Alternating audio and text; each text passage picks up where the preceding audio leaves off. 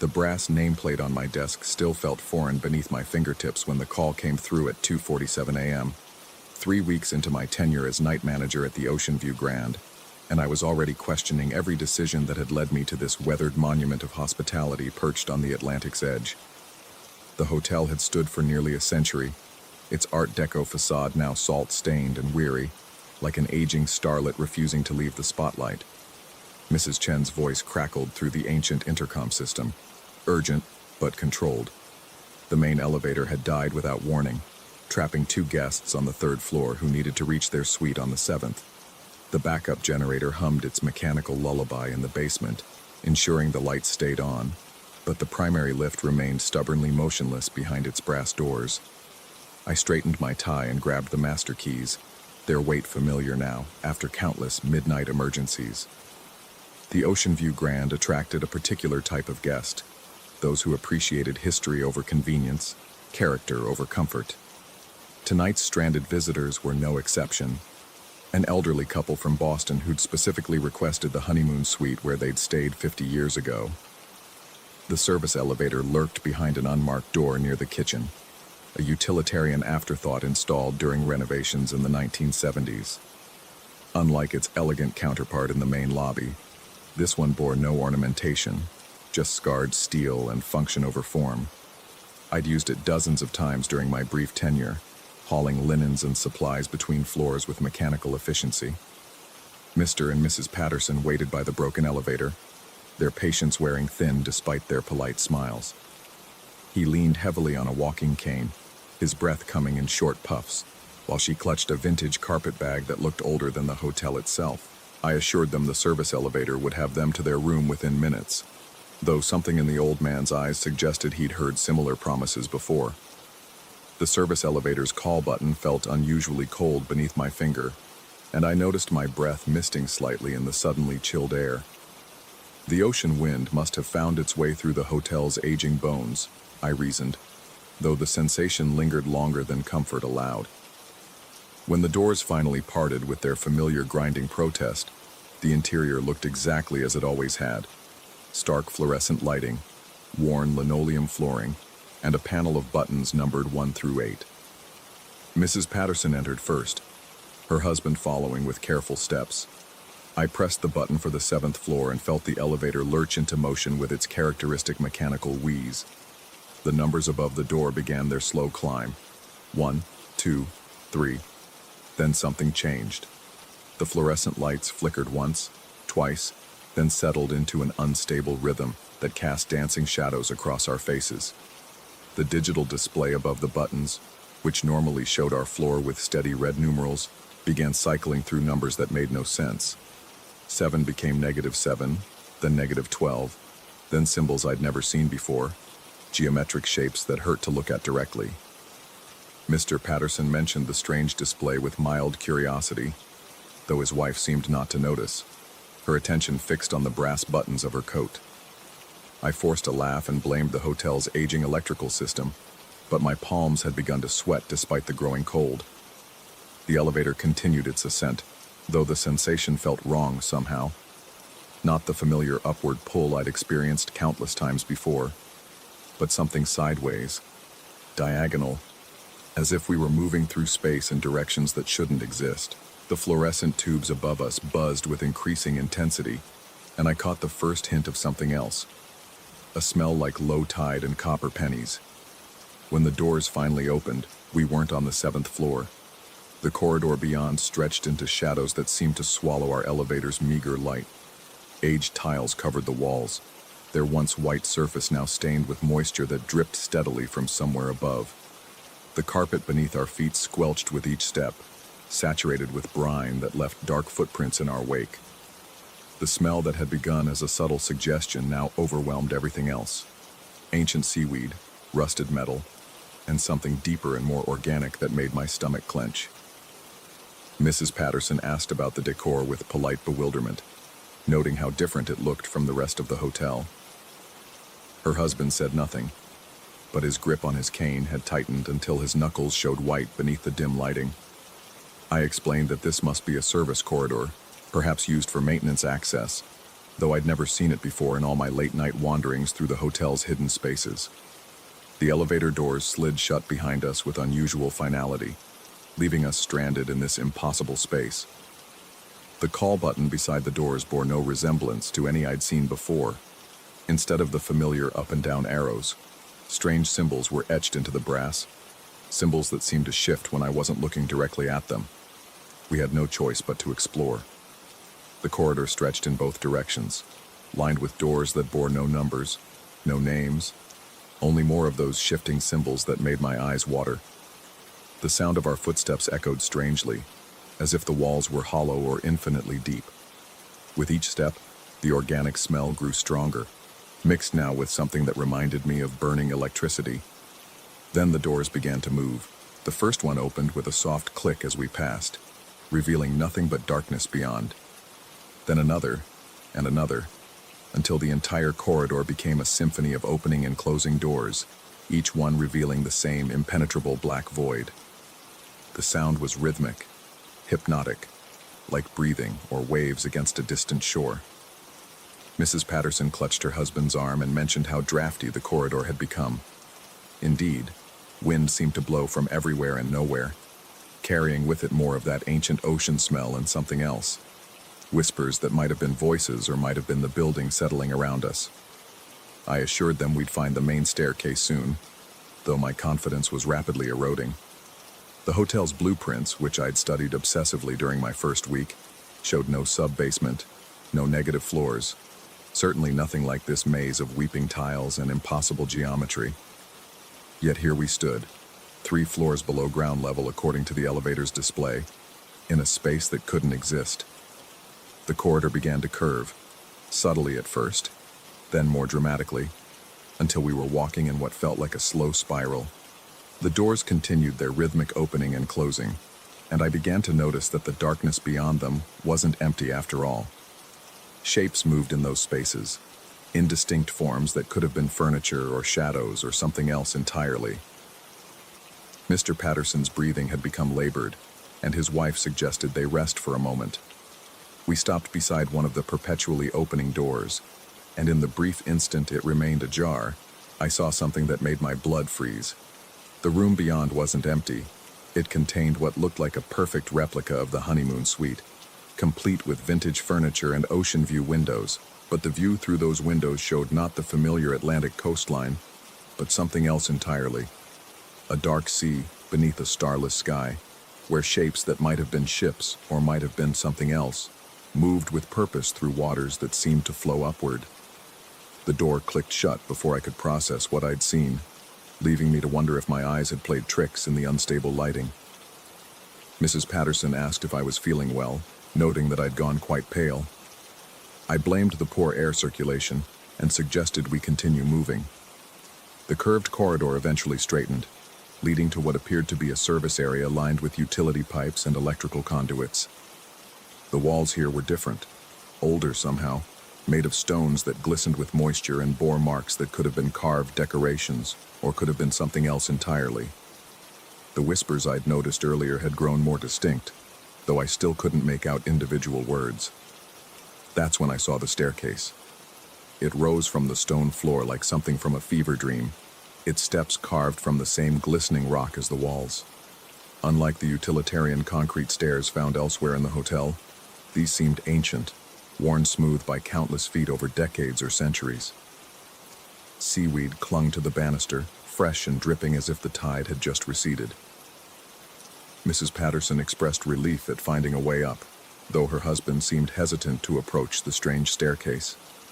The whispers had grown louder, more insistent, and I realized they were coming from above, from whatever lay at the top of those impossible steps. As we climbed, the temperature continued to drop, and our breath came in visible puffs that dispersed slowly in the still air.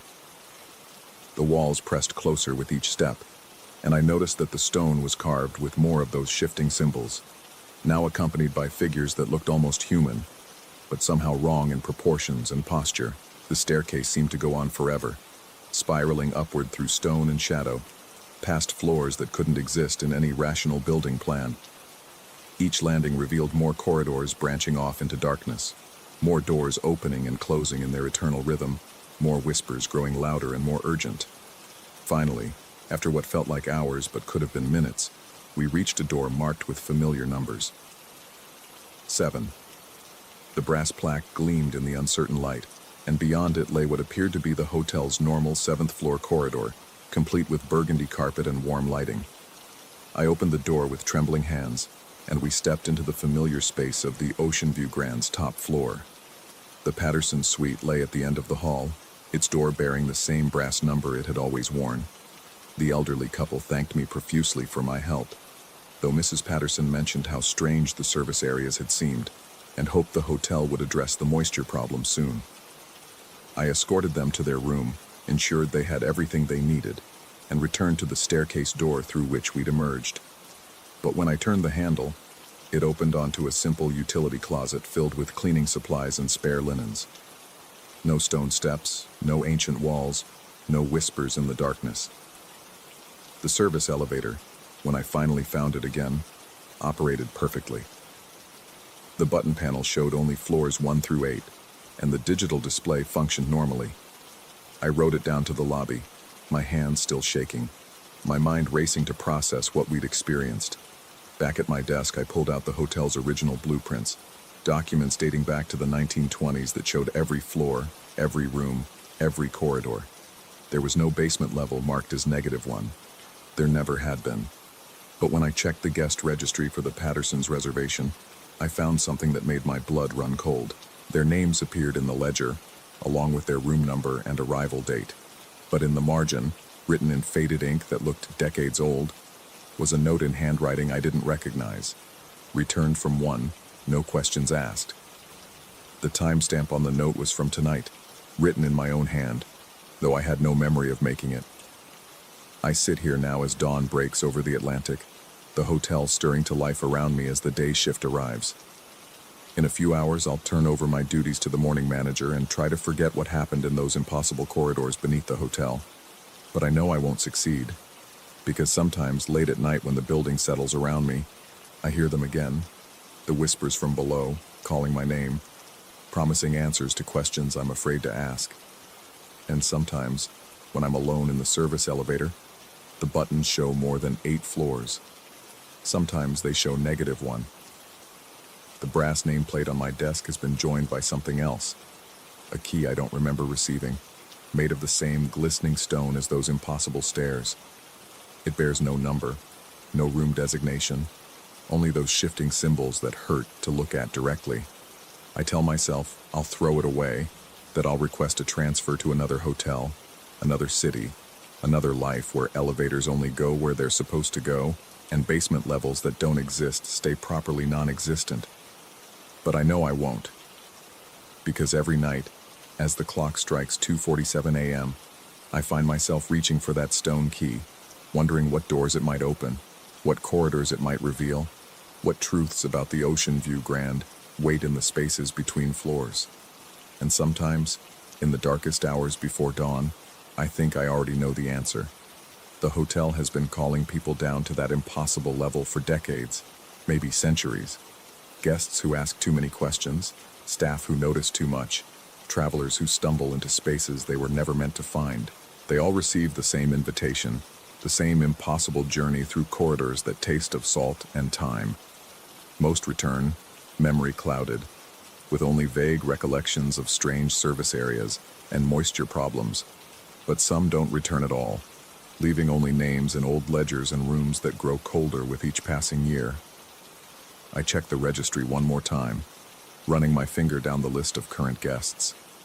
So many names, so many room numbers, so many arrival dates stretching back further than any hotel should reasonably maintain records. And in the margins, more notes in various hands, all describing the same thing: returns from -1, questions unasked, memories conveniently blurred. The sun rises higher, painting the Atlantic in shades of gold and crimson, and I realize with growing certainty that I'll never leave the Ocean View Grand. Not really, because the hotel has been collecting people like me for generations. Those who see too much, who question too deeply, who stumble into spaces that exist in the margins of reality. We become part of its staff, permanent residents of the impossible floors, guides for future guests who find themselves in elevators that go places they shouldn't. I look at my reflection in the dark computer screen and notice that my nameplate has changed. Where it once read, Night Manager, it now simply says, Concierge, Level 1. Tomorrow night, when the main elevator breaks down again and confused guests need assistance reaching their rooms, I'll be ready. I'll guide them to the service elevator, press the button for their floor, and wait to see where we end up.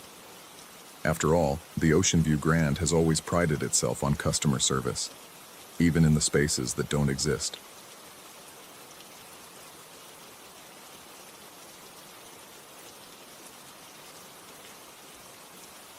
Story 2.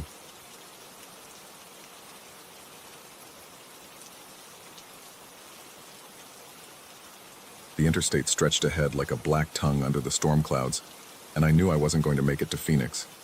My eyelids felt like sandpaper, my hands trembling slightly on the steering wheel from too much coffee and too little sleep. The dashboard clock glowed 11:47 p.m. as I spotted the blue highway sign, Texaco, next exit. Thank God. I pulled into the empty lot, gravel crunching under my tires. The gas station squatted in the darkness like a forgotten tomb, its neon signs dead, windows black. A handwritten sign hung crooked on the door, closed for renovations. Perfect. At least the lot was lit by a single buzzing street lamp that cast everything in sickly yellow light. I maneuvered my white cargo van to the far corner, away from the road, and killed the engine. The sudden silence was overwhelming after 12 hours of highway noise. My cargo area was packed tight with sample cases, medical supplies I was hauling to distributors across the Southwest, glucose monitors, blood pressure cuffs, insulin pumps, the kind of gear that kept people alive, ironically, while I felt like I was dying from exhaustion. The vinyl seat creaked as I climbed into the back, shoving aside a box of surgical tubing to clear a space. I'd done this before, sleeping in the van when motels were too expensive or too far. The metal walls felt close in the darkness, but it beat nodding off at 70 miles per hour. I was reaching for my travel pillow when the silence became unbearable. The kind of quiet that makes your ears ring and your thoughts too loud. I fumbled for the radio, spinning the dial through static until I found something, anything, to fill the void. Static. More static. A distant country station fading in and out. Then, clearly, I caught a signal. Whispers. Not conversation. Whispers. Soft, deliberate, barely audible. I turned up the volume, straining to make out words, but they seemed backward, like a recording played in reverse. The hissing consonants and stretched vowels made my skin crawl, but it was better than the oppressive silence. I was settling back against my makeshift pillow when the words became clear. Medical kit. Rectangular. Black plastic latches. Second row from the door. My blood went cold. I sat up, staring at the radio's green display. The whispers continued, still in that eerie reverse cadence, but the words were unmistakable now. Insulin pump, model X47, blue carrying case, corner placement, behind the glucose strips. I whipped around to look at my cargo. There, exactly where the voice described, sat the blue case containing the insulin pump. My hands shook as I reached for the radio dial, but the whispers kept coming. Blood pressure monitor, digital display, black cuff, warranty sticker visible, scratched corner on the left side. I scrambled deeper into the cargo area, pushing boxes aside until I found it. The blood pressure monitor, exactly as described, warranty sticker clearly visible, scratched corner and all. But that was impossible. No one could see inside my van. No one knew what I was carrying.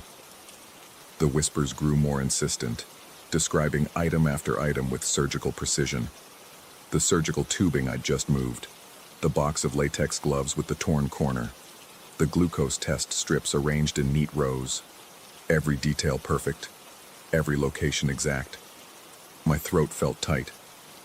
I reached for the radio with trembling fingers, desperate to change the station.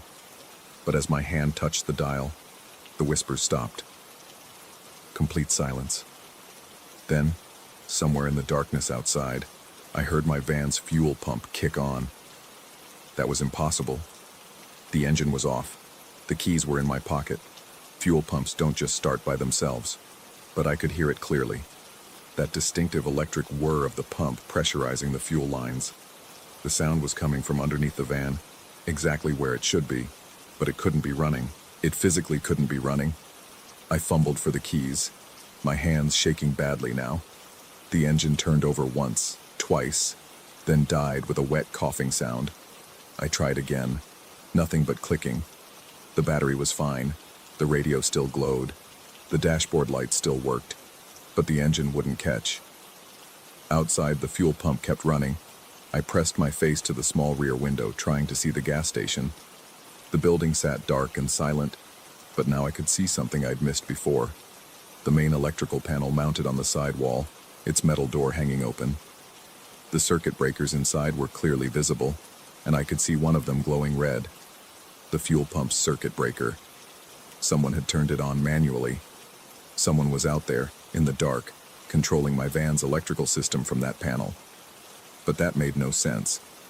The van ran on its own battery and alternator. The gas station's power had nothing to do with my fuel pump. The pump ran off my van's electrical system, not the building's. Except it was running when it shouldn't be, and that breaker was glowing when it shouldn't be, and those whispers had known things they couldn't possibly know. I had to turn it off. I had to get to that panel and flip that breaker, or the pump would drain my battery and I'd be stranded here until morning. Maybe longer if this place really was closed for renovations. The van's rear doors creaked as I opened them, the sound unnaturally loud in the stillness. The fuel pump's whir seemed louder now, more aggressive, like it was working harder, drawing more power, killing my battery faster. I dropped down onto the gravel, my work boots crunching on broken glass and scattered debris. The walk to the electrical panel couldn't be more than 50 yards, but it felt like crossing a minefield. Every shadow seemed to shift. Every reflection from the streetlight looked like movement at the edge of my vision. My first step echoed strangely. I froze, listening. The sound had been wrong. Not just the crunch of my boot on gravel, but something else. A second crunch, slightly delayed, like an echo that didn't quite match. I took another step. Crunch. Crunch. Two sounds again, separated by maybe half a second. I stopped and looked around the empty lot. Nothing moved. No wind, no other cars, no animals. Just me and the yellow glow of the streetlight and that incessant whirring from under my van. Maybe it was just the acoustic properties of the lot. Sound bouncing off the building in strange ways.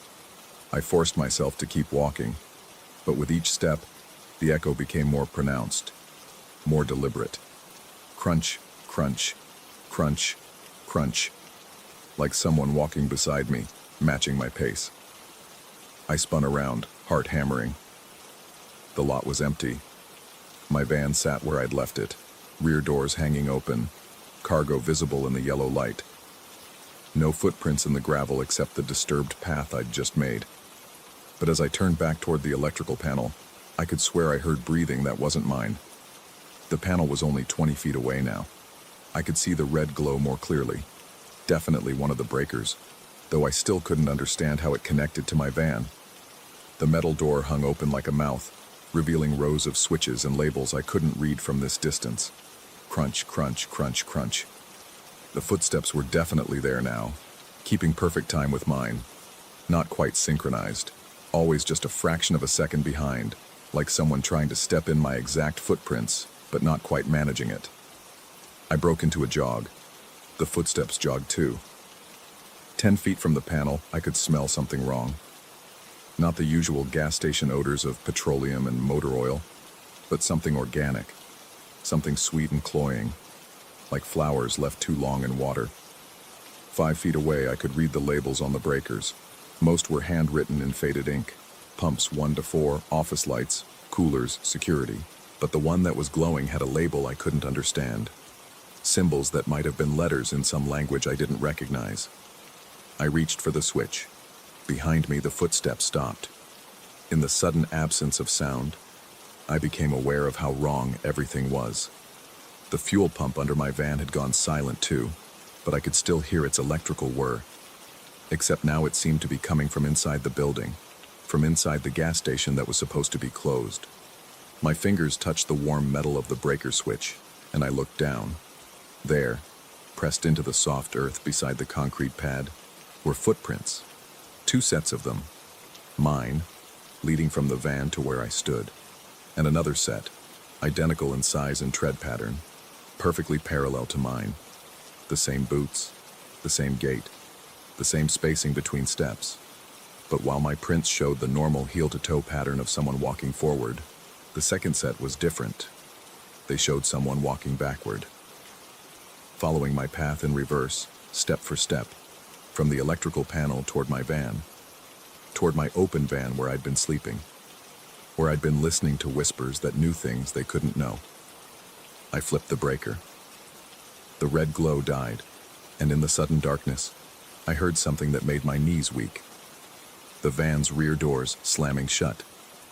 I ran toward the van, my own footsteps now genuinely alone, gravel spraying behind me. The fuel pump had finally gone silent, but I could see something in my peripheral vision, movement at the edge of the streetlight's reach. When I reached the van gasping, the rear doors were indeed closed, but they were locked from the inside. I had the only keys. There was no inside lock on those doors. I fumbled with the key fob, hands shaking so badly I could barely press the button. The locks clicked open with a sound like breaking bones. Inside, my cargo had been rearranged.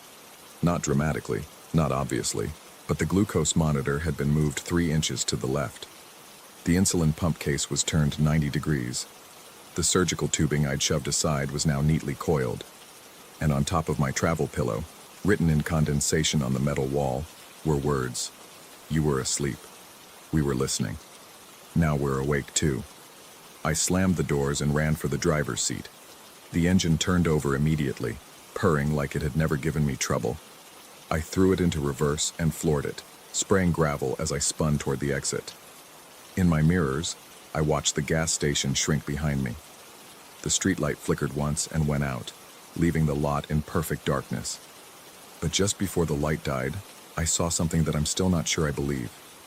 The electrical panel was closed now, its metal door latched tight, and standing beside it, perfectly still in the yellow glow, was a figure in work boots, my work boots, watching me drive away with what might have been my own face. I'm writing this 3 days later, in a motel room outside Flagstaff. I made it to Phoenix, delivered my cargo, completed my route. Everything normal. Everything rational. Except I can't explain the radio recordings. While I was driving that night, scared and shaking, I never thought to check if my phone had been recording. It wasn't until I got to the motel that I found the voice memo app running, capturing everything from the moment I'd turned on the radio. 7 hours of audio. Most of it is just road noise and my own breathing. But at the beginning, clear as day, are the whispers. Playing forward now, not backward. Describing my cargo with perfect accuracy. And at the very end, just before I found the message on my van wall, there's something else. My own voice, speaking words I never said. I'm tired of being alone. I'm tired of the road. I'm tired of carrying things for other people. Now I have company. Now someone else can carry the load. I've listened to it 50 times. It's my voice, my inflection, my accent. But I never said those words. I was never awake to say them. The medical supplies I delivered in Phoenix were all accounted for. Nothing missing, nothing damaged. But the inventory sheets show something interesting. Everything had been reorganized during transport. Every single item moved from its original position, then carefully placed back. Just like someone had been going through my cargo while I slept. Someone who knew exactly what was there. Someone who whispered the inventory back to me through a radio that shouldn't have been receiving anything. Someone who left footprints that matched mine exactly. Someone who might still be out there, on that empty stretch of highway, waiting for the next exhausted driver to pull into that lot. Waiting to make more company. I keep telling myself it was a hallucination, sleep deprivation. Carbon monoxide from a leak in the van's exhaust. Anything rational. But I can't explain the recordings, and I can't explain why. When I got home yesterday, my wife asked me why I'd called her at 2 a.m. 3 nights ago. The call, she says, lasted 6 minutes. The call where I apparently told her in my own voice that I'd found a place to rest, that I wouldn't be alone anymore, that someone was going to help me carry my load. I was unconscious in the back of my van when that call was made. My phone was in my pocket, and I don't remember dreaming. End of recording. Case file 4451B, filed under Unexplained Phenomena, Interstate Incidents. Driver cleared for duty after psychological evaluation showed no signs of mental instability. Gas station at mile marker 47, confirmed abandoned since 1987. No electrical service to location for over 30 years. Story 3. The rain hammered against the windows of the Hotel Esperanza, like desperate fingers clawing for entry. I stood in the cramped lobby, my wife Sarah beside me clutching our sleeping baby, while the desk clerk's yellowed teeth gleamed in what he probably thought was a reassuring smile. The power had flickered twice since we'd arrived, casting dancing shadows across the peeling wallpaper that depicted faded tropical birds frozen in perpetual flight. "Storm should pass by morning, senor," the clerk said, sliding a tarnished key across the scarred wooden counter.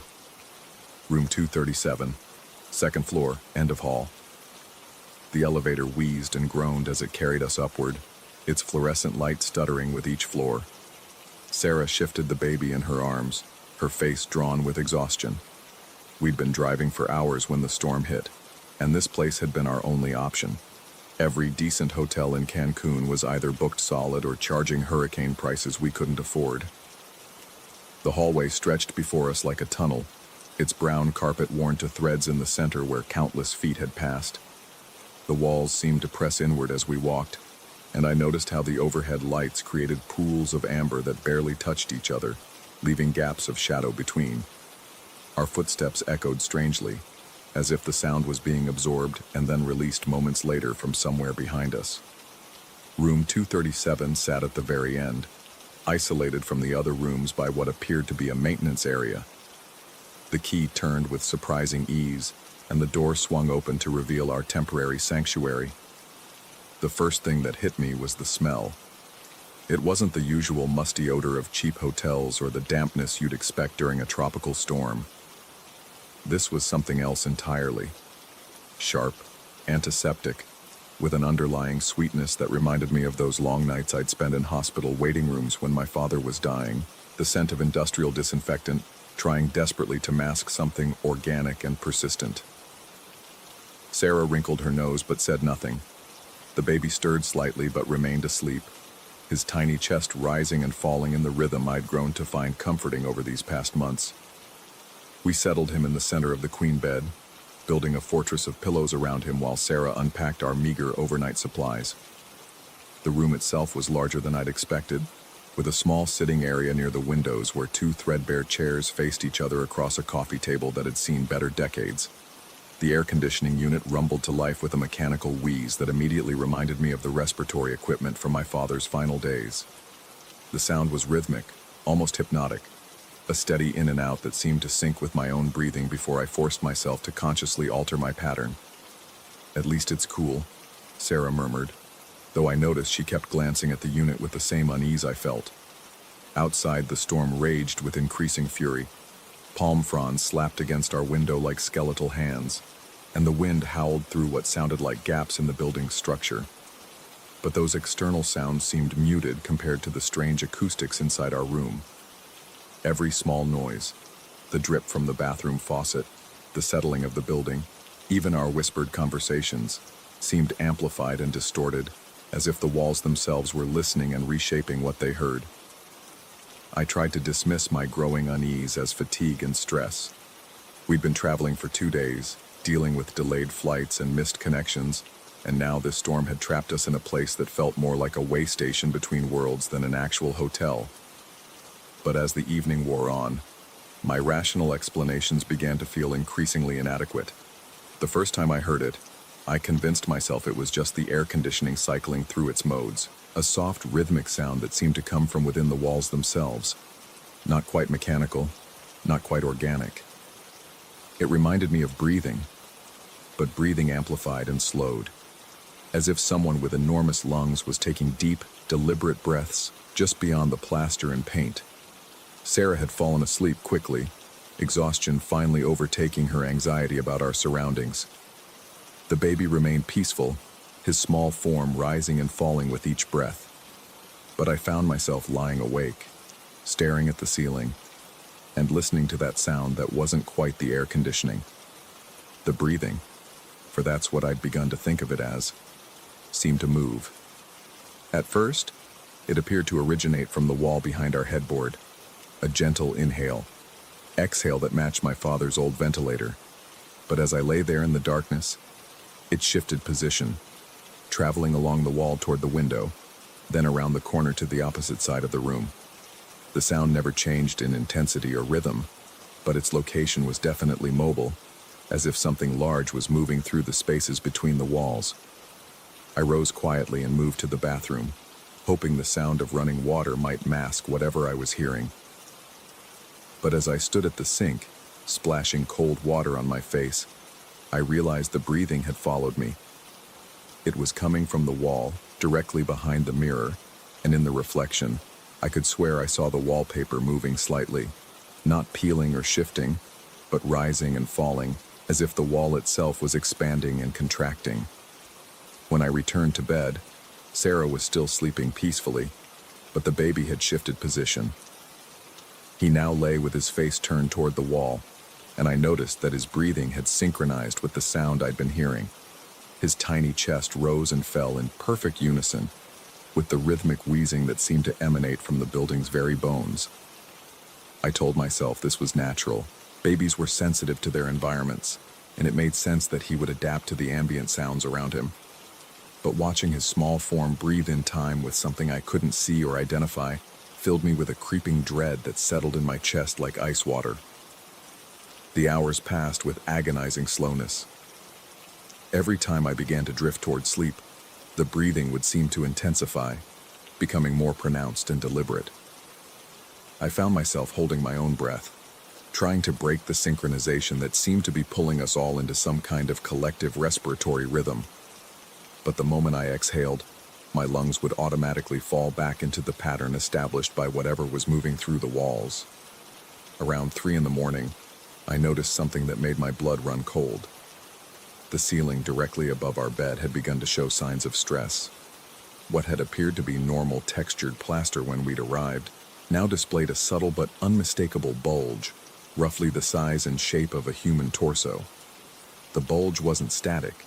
It rose and fell with the breathing sound, creating the illusion of an enormous chest, expanding and contracting just inches above where we lay.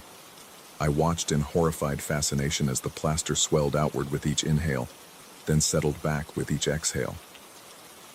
The movement was gradual but definite, and I could see hairline cracks beginning to form around the edges, where the ceiling met the walls. Small particles of dust and paint flakes drifted down like snow, settling on the bed sheets and in Sarah's hair. The rational part of my mind scrambled for explanations. Old building, tropical storm, changes in air pressure, water damage from the roof, all plausible reasons for structural shifting. But the timing was too perfect, too synchronized with the breathing that had been haunting me all night. And there was something about the shape of the bulge that suggested deliberate form rather than random damage. I slipped out of bed again, this time moving to the sitting area where I could observe the ceiling from a different angle. From here, the resemblance to a human ribcage was even more pronounced. I could make out what appeared to be individual ribs pressing against the plaster, and the way the bulge expanded suggested not just breathing, but labored breathing, the kind my father had struggled with during his final weeks. That's when I heard the murmuring. It started as barely audible whispers, seeming to come from the floor near the foot of the bed.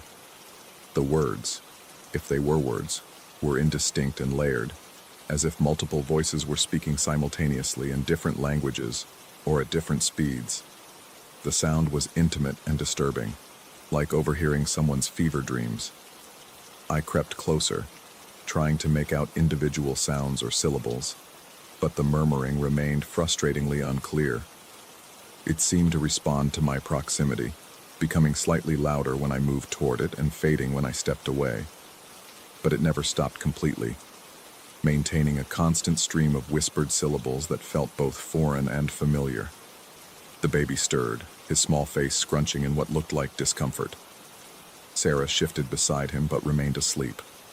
I realized that both of them were now breathing in perfect synchronization with the ceiling, their chests rising and falling in time with the bulge overhead.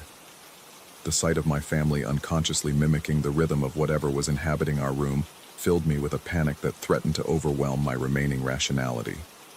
I grabbed my phone, desperate for the comfort of connection with the outside world, but there was no signal. The screen showed full bars when I'd checked earlier, but now it displayed only the emergency message that no service was available. Even the time seemed wrong. The display showed 3:17 a.m., but I was certain hours had passed since I'd last looked. The breathing grew more labored, and the ceiling bulge began to expand beyond what I would have thought possible without complete structural failure. Cracks spiderwebbed outward from the central point, and I could hear the subtle groaning of stressed building materials. But instead of the sharp sounds of breaking plaster, the noises were organic, wet, rhythmic, like the sound of air moving through fluid-filled lungs. I knew I had to act. Whether this was some kind of structural emergency or something far worse, I couldn't let my family remain beneath that deteriorating ceiling. But when I tried to wake Sarah, she felt strangely limp and unresponsive. Her breathing continued in perfect sync with the overhead rhythm, and her skin felt cool to the touch. The baby, too, seemed locked in the same synchronized pattern, his small body rising and falling with mechanical precision. Desperation drove me to try the light switch, hoping that illumination might break whatever spell had settled over the room. But the moment the overhead fixture blazed to life, the breathing sound shifted. Instead of coming from the walls or ceiling, it now seemed to emanate from the light itself. Not the electrical humming of bulbs and ballast, but the actual sound of respiration, as if the fixture had become some kind of mechanical lung. The light revealed that the ceiling bulge was even more pronounced than I'd realized. What I could see in the darkness was only part of the distortion. The entire ceiling had begun to bow downward, creating a cavity that pressed toward the bed like a descending mouth. The cracks weren't random stress fractures, but formed patterns that resembled the branching structure of a respiratory system. But the most disturbing revelation was what the light showed me about Sarah and the baby. Their synchronized breathing wasn't just matching the ambient sound. Their chests were rising and falling with an amplitude that seemed far beyond normal respiration. It was as if they were being forced to breathe for something much larger than themselves, their small lungs working overtime to satisfy an enormous respiratory demand. I turned off the light, plunging us back into darkness, but now I could feel the breathing as well as hear it. The air in the room seemed to move in waves, pressing against my skin with each inhale, pulling away with each exhale. The sensation was claustrophobic and intimate, as if I was trapped inside someone else's lungs, experiencing their respiration from within. The murmuring at the foot of the bed grew more distinct, and I began to make out fragments that sounded like medical terminology, words about oxygen saturation, respiratory distress, and mechanical ventilation. But the voices seemed to be coming from below the floor rather than from any human source, as if the building's foundation was somehow connected to some vast medical facility buried beneath us. I found myself thinking about the hotel's name, Esperanza, which meant hope in Spanish. But what kind of hope was this place offering, and to whom? The ceiling continued its rhythmic expansion and contraction, each cycle bringing the bulge closer to where my family lay unconscious. I could no longer distinguish between their breathing and the ambient sound that filled the room. They had become part of whatever system was operating through the building's structure, their individual respiratory functions subsumed into something larger and more demanding. I backed toward the door, my hand fumbling for the handle, but found myself hesitating. If I left to get help, what would happen to Sarah and the baby? And if this was all in my head, some kind of breakdown triggered by stress and exhaustion, then abandoning them would be an act of cowardice I could never forgive myself for. But as I stood there paralyzed by uncertainty, I felt my own breathing beginning to synchronize with the room's rhythm. My lungs started to fill and empty in time with the ceiling's movement, and I could feel my individual will being absorbed into the collective respiratory pattern that had claimed my family. The sensation was both terrifying and oddly peaceful. There was a relief in surrender, in allowing something else to control the basic function that kept me alive. But beneath that relief was the growing awareness that once I fully synchronized, I might never be able to break free. I forced myself to hold my breath, fighting against the pull of the ambient rhythm. But my lungs burned with the effort, and when I finally had to exhale, the room seemed to exhale with me, as if it had been waiting for my capitulation. The murmuring voices grew clearer, and I began to understand that they weren't speaking about medical procedures. They were speaking to me, offering explanations and reassurances that I desperately wanted to believe. They told me about pressure differentials and atmospheric displacement, about the natural tendency of biological systems to seek equilibrium. They explained that what I was experiencing was simply the building's attempt to regulate itself during the storm, and that my family's breathing patterns were a normal physiological response to changes in air pressure. The explanations sounded reasonable, even comforting, but they came from voices that had no visible source, and they were accompanied by the continued expansion of the ceiling that now hung just feet above the bed where my family lay trapped in their synchronized slumber. I realized that the choice I faced wasn't between reality and delusion, but between resistance and acceptance. The room, or whatever inhabited it, wasn't trying to harm us. It was trying to incorporate us into its own respiratory system, to make us part of something larger than ourselves. The breathing that had haunted me all night wasn't a threat, but an invitation. As dawn approached, the storm outside began to subside, but the breathing within the room continued unchanged. I stood at the crossroads between my individual existence and absorption into something vast and patient and hungry for air. The ceiling pressed closer, the murmuring voices grew more insistent, and my family breathed on in perfect mechanical unison. And I found myself, despite everything, beginning to breathe along with them, my resistance finally crumbling as the room inhaled deeply and drew me into its endless, suffocating embrace. Story 4. The phone's shrill ring cut through my sleep like a blade through fabric. In the darkness of my temporary apartment, the red digital numbers glared 2:47 a.m. I fumbled for the receiver, already knowing this couldn't be good news. Nothing good ever happened at this hour in places like the Meridian Apart Hotel. Mr. Collins? The voice belonged to Elena, the night receptionist. Her usually steady tone carried an edge I hadn't heard before. I'm sorry to wake you, but we need your help. There's been a situation. I sat up, rubbing my eyes. The unfamiliar weight of exhaustion pressed down on me. 3 weeks of restless nights in this place had taken their toll. What kind of situation? Water noises. From 411. She paused, and I could hear her breathing carefully. The apartment directly above yours. Mrs. Chen from 312 called about it an hour ago, and now Mr. Rodriguez from 415 is complaining too. Thing is, another pause. That unit's been empty for months. The building settled around me with its familiar groans and whispers. I'd grown accustomed to the Apart Hotel's quirks during my extended stay. The elevator that sometimes stopped between floors. The hallway lights that flickered in sequence like falling dominoes. The way certain corridors seemed longer at night than during the day. But this felt different. Have you checked it out? Miguel's up there now, but he can't get in. Doors locked from the inside, and we don't have a master key for that particular unit. The previous manager. She trailed off. Look, I know you're good with this kind of thing. Could you take a look? Miguel's waiting by the elevator. I'd earned a reputation as the building's unofficial problem solver during my stay. Broken locks, stuck windows, mysterious electrical issues. Somehow I'd become the guy people called when the regular maintenance staff couldn't handle something. It beat lying awake, listening to the building's nocturnal symphony. Give me 5 minutes.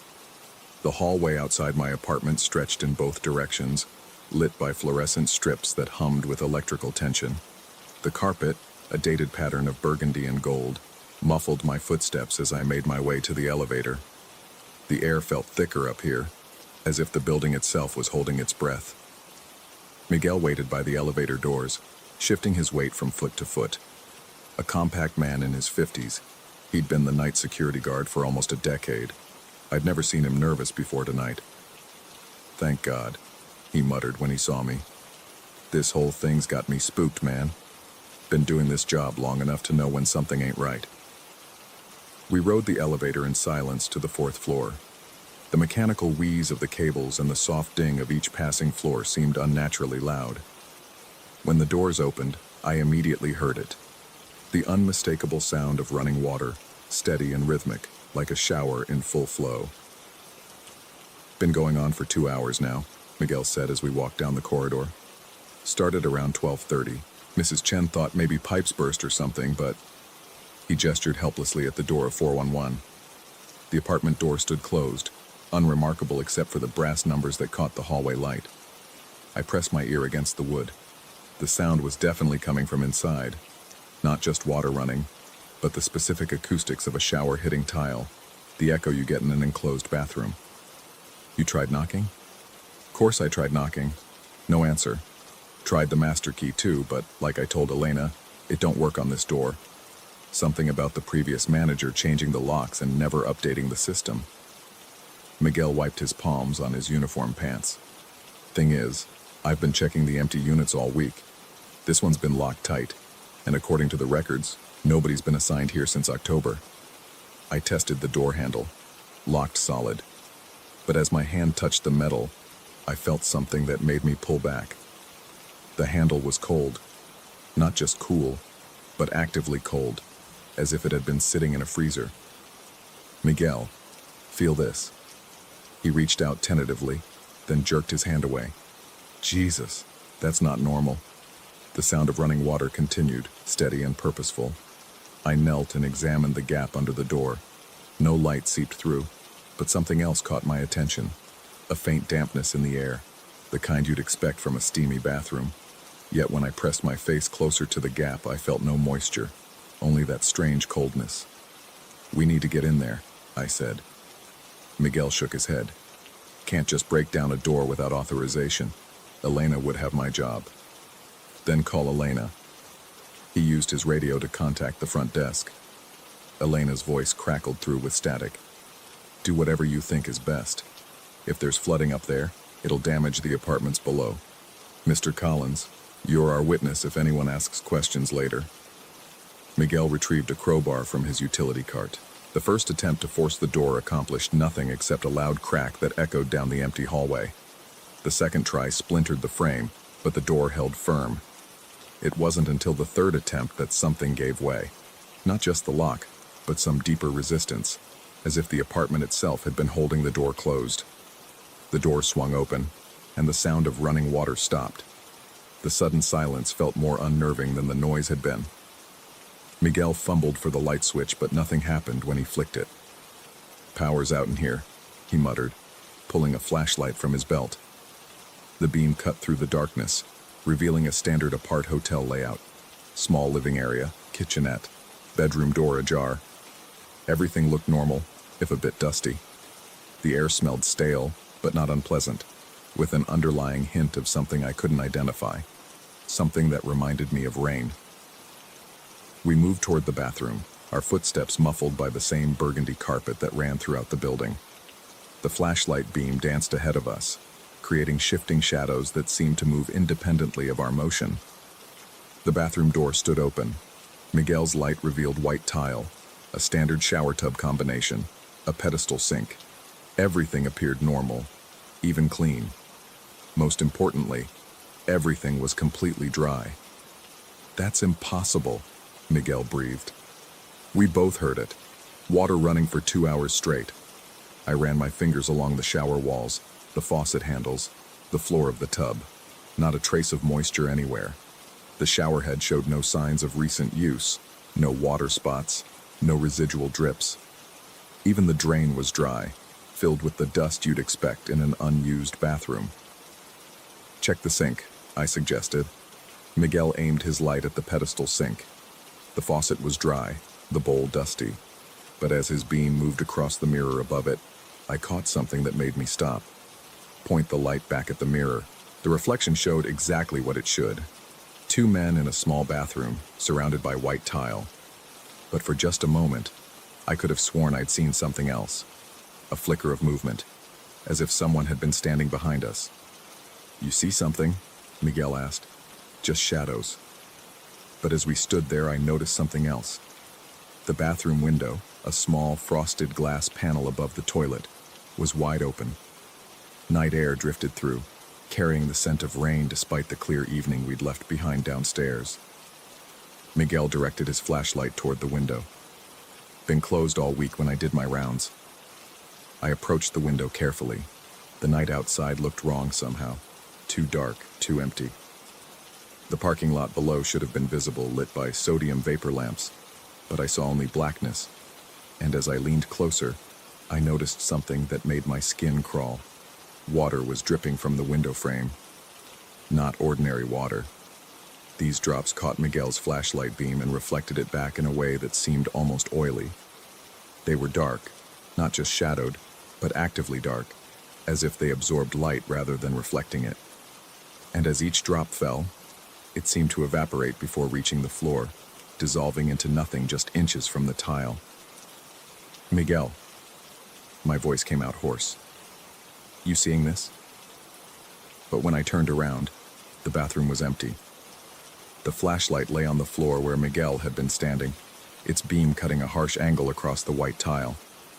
The silence felt absolute now. Not just the absence of sound, but the presence of something that swallowed sound entirely. "Miguel?" I called out, but my voice seemed to stop at the bathroom doorway, as if the apartment beyond had become a vacuum. I grabbed the flashlight and moved quickly through the apartment. Living room empty, kitchen empty, bedroom empty. The front door stood open exactly as we'd left it, but the hallway beyond was dark, not just dim, completely dark, as if the fluorescent lights had all failed simultaneously. I stepped into the corridor and called Miguel's name again. The sound vanished immediately, absorbed by whatever had settled over this floor. The emergency exit signs glowed faintly at either end of the hall, but they seemed impossibly distant, as if the corridor had stretched while I wasn't looking. My apartment was 3 floors below. I needed to get out of here, find Miguel, figure out what was happening. But as I moved toward the elevator, I heard something that stopped me cold. Water running. Again. Not from 411, from somewhere else. Somewhere below. I ran for the stairwell, taking the steps 2 at a time. The sound of running water grew louder as I descended, echoing through the concrete shaft in a way that seemed to come from everywhere and nowhere at once. By the time I reached the 3rd floor, I was certain. The sound was coming from my apartment. The hallway lights were working again. That same fluorescent hum I'd left behind 20 minutes ago. Everything looked normal, familiar, safe. But the sound of running water was unmistakable now, and it was definitely coming from behind my door. I used my key with trembling fingers. The lock turned smoothly, and I stepped into my apartment.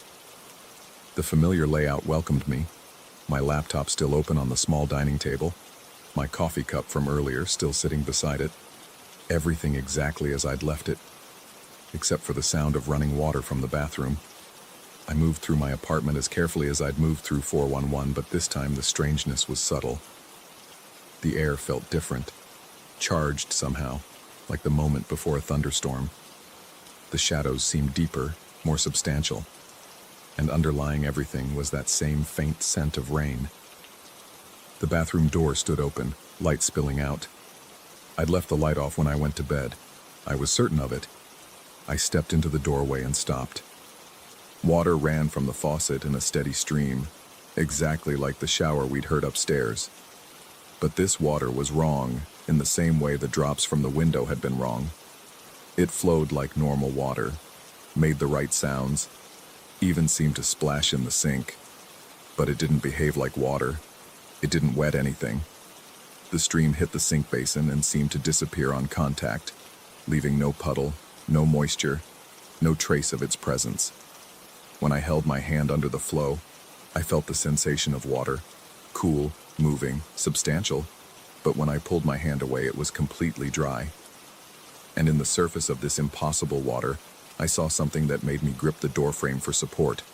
A reflection, but not of my bathroom. The image showed another bathroom, similar but different. The tile was a different color, pale blue instead of white. The mirror was a different shape. And standing in that other bathroom, staring back at me through the flowing water, was a figure I almost recognized. It looked like me, but wrong. The face was my face, but the expression was different, vacant, distant, as if whoever was wearing my features was looking at something I couldn't see. The clothes were similar but not identical. My blue t-shirt, but in a slightly different shade. My jeans, but with different stitching. As I watched, transfixed, the other figure raised its hand.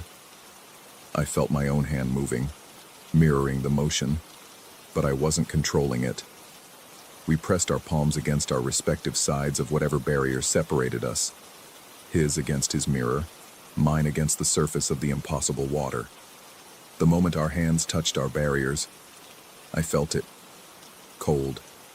Not the cold of the door handle upstairs, but something deeper. The cold of vast emptiness, of spaces between spaces, of the distance between what is and what might be. And in that cold, I understood. The apart hotel wasn't just a building with strange quirks and nocturnal sounds. It was a place where the boundaries grew thin, where the spaces between apartments became spaces between possibilities. The empty room above mine wasn't empty. It was occupied by a version of existence that ran parallel to mine, close enough to bleed through in the form of impossible water and reflections that showed truth instead of reality. Miguel hadn't disappeared. He'd simply stepped too far into the space between, become part of the building's collection of almosts and near misses. And now the water was calling to me, showing me the choice. I could step back, turn off the faucet that wouldn't turn off, and pretend this was all exhaustion and stress and the weird acoustics of an old building. I could pack my things in the morning and find somewhere else to finish out my semester. I could return to a world where water was just water, and mirrors showed only what stood in front of them. Or I could lean forward, press my face against the surface of the impossible stream, and see what lay on the other side. The figure in the reflection smiled, my smile, but not quite. Its mouth moved, forming words I couldn't hear, but somehow understood. Come see how deep the water goes. I reached toward the faucet handle, though I wasn't sure if I intended to turn it off or plunge my head into the stream. My hand trembled as it moved through the air, and I realized that I'd been trembling for some time now, not from fear, but from something else. Anticipation, maybe, or recognition. The water continued to flow, creating its impossible reflection of an impossible place. And somewhere in the building above me, I was certain that another version of myself was standing in another bathroom, watching another stream of water that didn't wet, seeing another reflection that showed a world where water behaved the way water should. How many versions of this moment were happening simultaneously? How many apart hotels existed in the spaces between the one I thought I knew, and in how many of them was I making the same choice I was about to make? The water whispered secrets in a language older than words, and I leaned closer to listen. Outside my bathroom window, it began to rain, drops that would evaporate before they hit the ground, in a precipitation that would leave no trace of its passing. The building settled around me with its familiar groans and whispers, welcoming me deeper into its collection of mysteries. I realized I was no longer certain which side of the reflection was real, and I realized I no longer cared.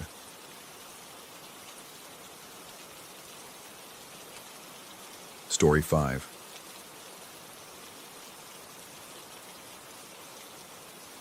The digital clock's red numerals burned into my retinas. 3:33 a.m. Something had pulled me from sleep, though I couldn't remember what. The corporate tower's 40th floor held an unnatural stillness, the kind that made your skin crawl with the certainty that you weren't alone. Through the floor-to-ceiling windows, Chicago's skyline stretched endlessly, its lights blinking like distant stars in an urban void. Marcus slept soundly in the bed across from mine, his breathing deep and undisturbed. We'd been sharing this company-provided accommodation for 3 months now, part of some cost-cutting initiative that paired junior executives in these glass towers downtown. The arrangement worked fine during daylight hours, but nights had become increasingly unsettling. I shifted under the crisp hotel-grade sheets, my eyes adjusting to the ambient glow from the street below. The mirrored closet door at the foot of our beds reflected the room in perfect detail. 2 beds, 2 sleeping figures, the sleek modern furniture that came standard with these corporate units. Everything exactly as it should be, except it wasn't. My heart seized as I stared at the reflection. Between our beds, where nothing but empty carpet should exist, stood a man. Tall, wearing what appeared to be a dark suit, his face obscured by shadows that seemed too deep for the room's lighting. He stood perfectly still, his presence so vivid in the mirror that I instinctively turned to look at the actual space. Empty. Nothing but the geometric pattern of the carpet and the subtle gleam of polished wood furniture. I whipped my head back to the mirror. The figure remained, unchanged, as if he'd been there for hours.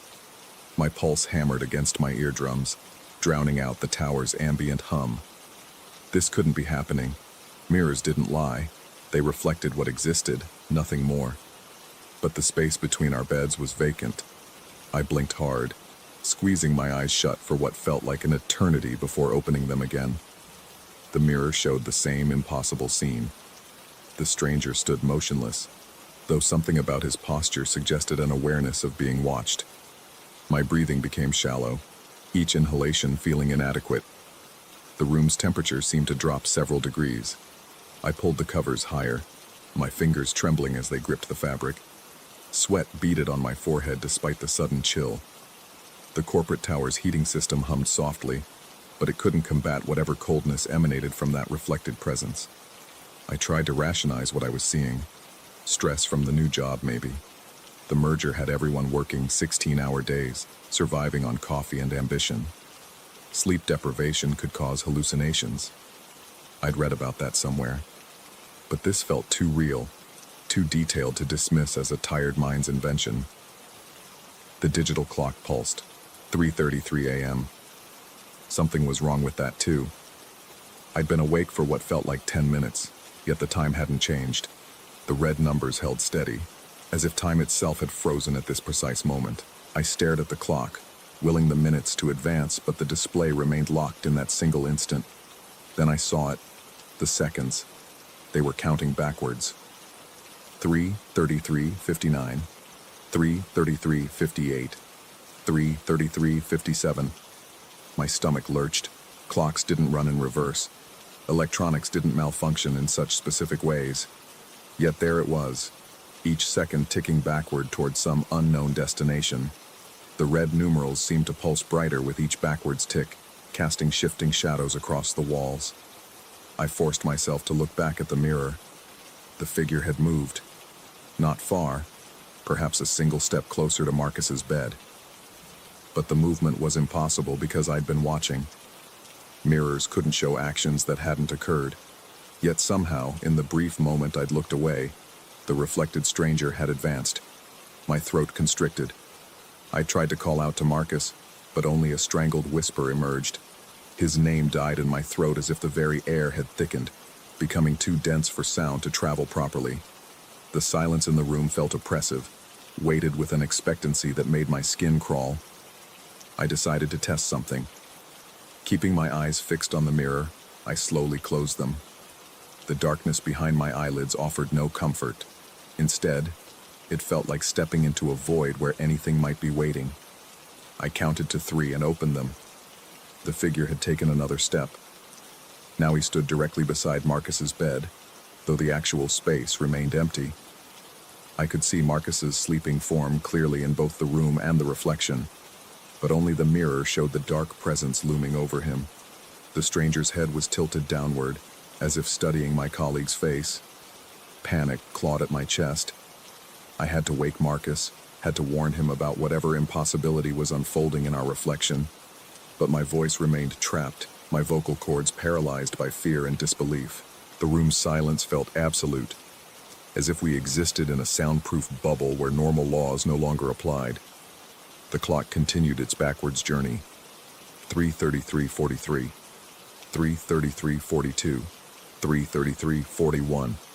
I realized with growing horror that I was trapped in a temporal loop of some kind.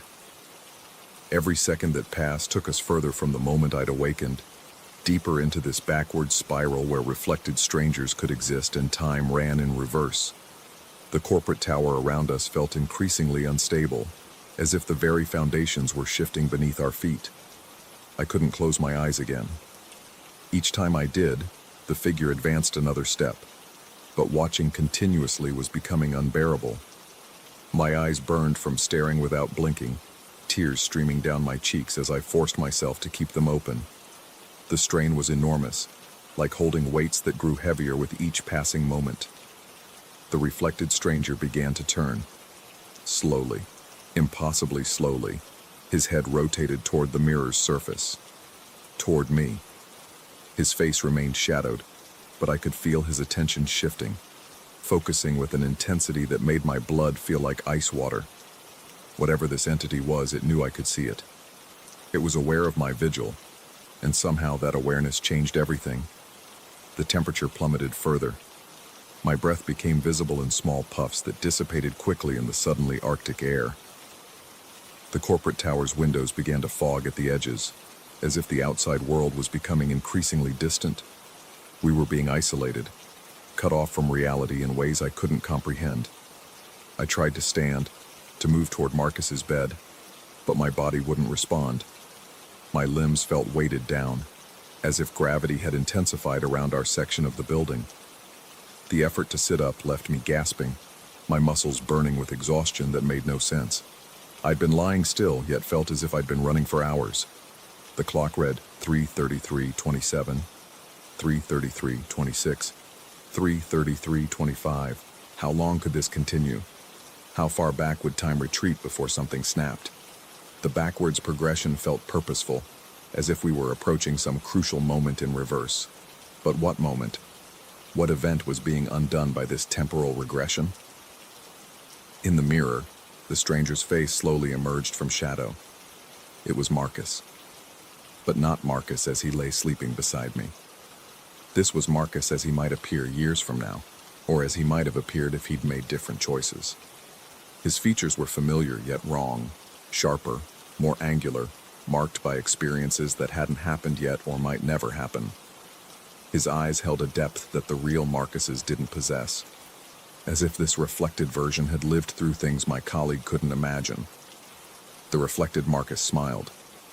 It wasn't a pleasant expression. It was the smile of someone who knew secrets, who understood things that would drive others mad. His lips moved, speaking words I couldn't hear, but somehow felt in my bones.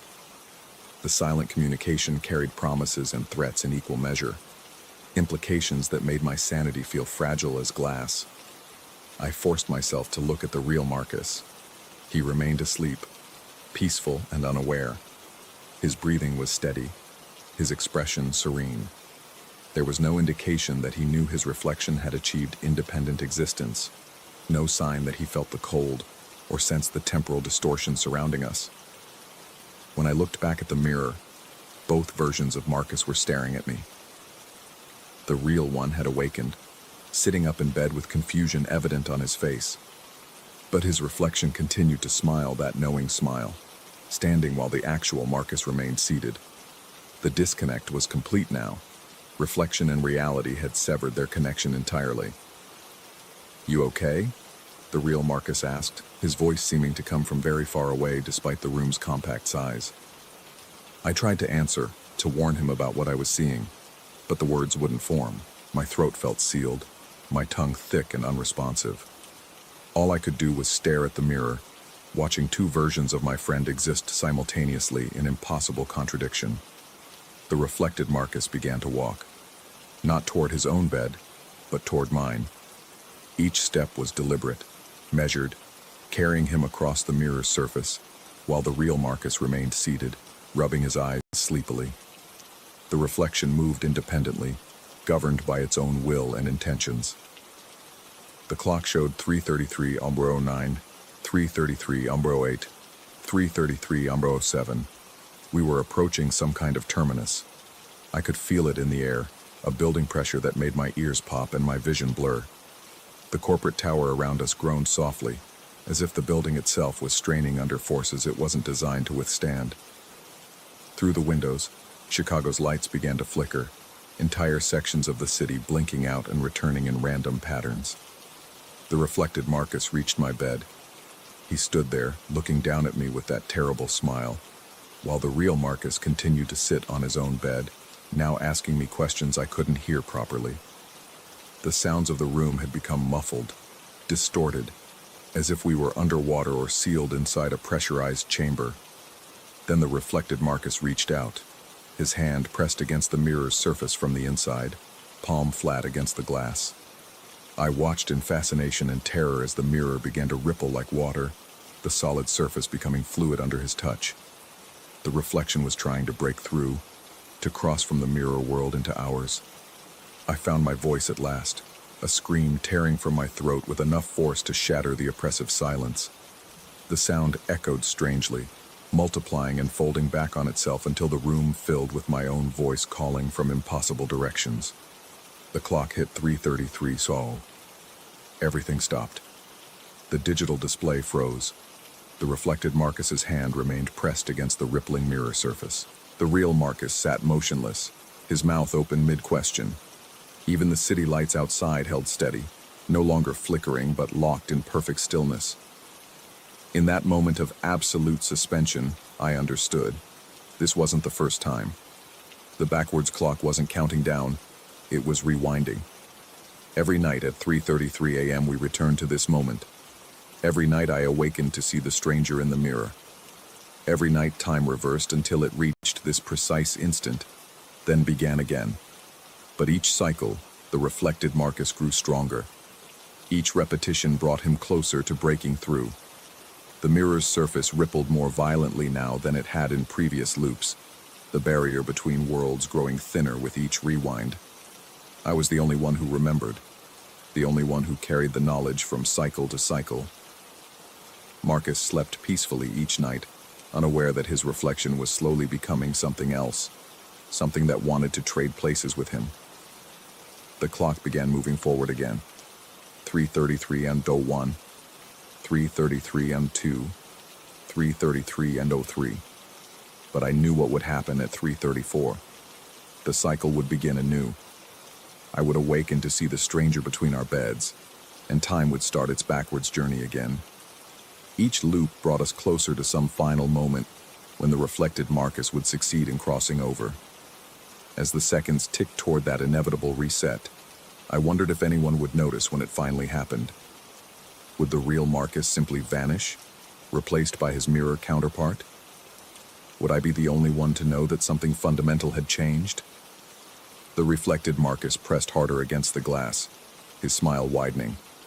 3:33:59, 3:34 Ori. The digital clock's red numerals burned into my retinas. 3:33 a.m. Something had pulled me from sleep, though I couldn't remember what. Through the floor-to-ceiling windows, Chicago's skyline stretched endlessly, its lights blinking like distant stars in an urban void. Marcus slept soundly in the bed across from mine, his breathing deep and undisturbed. I looked at the mirror. The stranger was closer this time. Story 6. The ice machine hummed its mechanical lullaby at the end of Corridor C, a sound that had become as familiar as my own heartbeat during these 3 weeks documenting the abandoned Fort Meridian.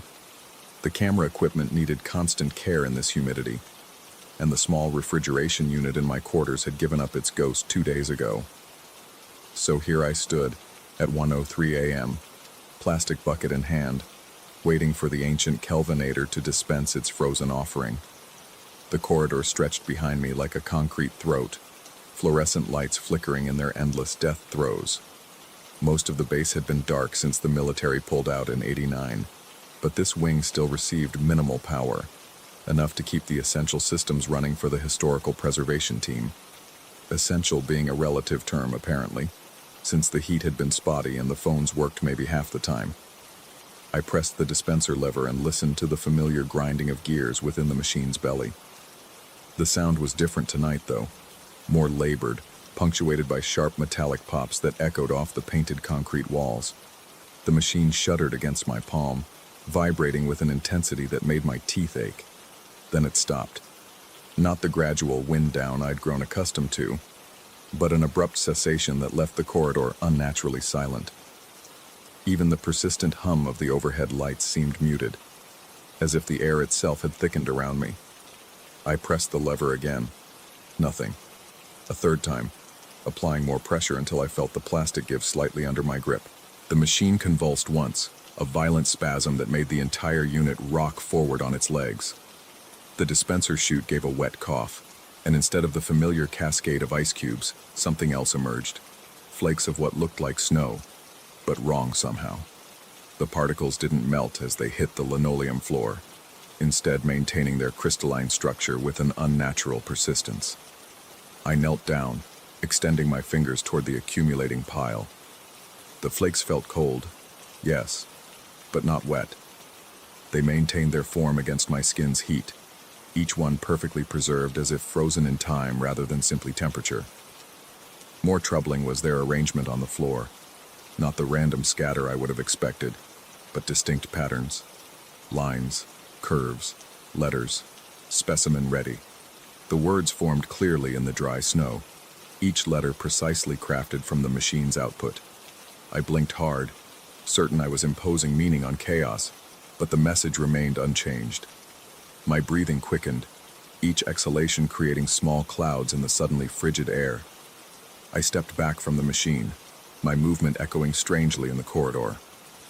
The sound bounced off the walls with an odd resonance, as if the space had somehow expanded while I wasn't paying attention. When I looked toward my room, 213, third door on the left, the distance seemed impossibly greater than it had moments before. That's when I heard the footsteps. Metal against linoleum, precise and rhythmic. Each impact rang with the distinctive timbre of military-issue boots, the kind worn by the soldiers who had once called this place home. But the corridor was empty. I could see its entire length from the ice machine to the exit sign at the far end, and there was nothing there. Nothing visible anyway. The footsteps continued, growing closer. I could track their approach by sound alone, measured, purposeful, belonging to someone who knew these halls intimately. The echo pattern suggested substantial weight, solid contact with the floor, yet my eyes registered only empty space moving through the sickly yellow glow of the dying fluorescence. My rational mind offered explanations. Old pipes expanding, settling foundations, acoustic tricks played by the building's angular architecture. But rational thought felt thin and inadequate as the invisible presence passed within arm's reach, close enough that I caught a whiff of something metallic and cold, like winter air filtered through surgical steel. The footsteps paused directly in front of room 213. I forced myself to look at my door, though every instinct screamed against it. The plain institutional surface that had shown only my room number for 3 weeks now displayed something else entirely. A digital panel had materialized where none existed before, its green LED letters spelling out a message that made my stomach contract. Thawing in progress. Please wait. Below the text, a progress bar crept slowly from left to right, currently showing 47% completion. As I watched, transfixed, it advanced to 48%. The display pulsed gently, like a mechanical heartbeat. I turned my attention back to the corridor, seeking some anchor in reality, but found only deepening strangeness. The walls seemed to stretch away from me with each blink, the exit sign receding like a star viewed through an expanding universe.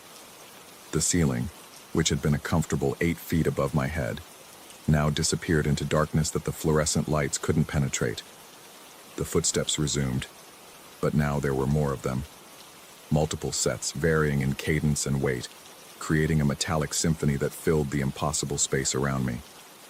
Some marched with military precision, others shuffled with civilian uncertainty, all of them invisible, all of them real enough to produce perfect acoustic echoes off walls I could no longer see. I pressed my back against the cold concrete, trying to ground myself in something solid and familiar. The ice machine continued its mechanical breathing beside me, and I became aware that it was dispensing more of the strange snowflakes. They formed new words on the floor, messages that appeared and dissolved in sequence. Subject orientation, complete environmental conditioning, active memory, integration, in progress. Each message lingered for perhaps 30 seconds before the letters collapsed into random scatter, only to be replaced by the next. I read them with growing unease, though their meaning remained frustratingly opaque. Subject, environmental conditioning. The clinical language suggested medical procedures, but this was a historical site, not a laboratory. Or was it? The question hit me with uncomfortable force. How much did I really know about Fort Meridian's true purpose? The Historical Society had provided only basic information. Established 1952, decommissioned 1989, used for specialized training operations. The specificity of that vagueness suddenly seemed significant. I pulled out my phone, hoping to document what I was seeing, but the screen showed only static, white noise like an old television between channels.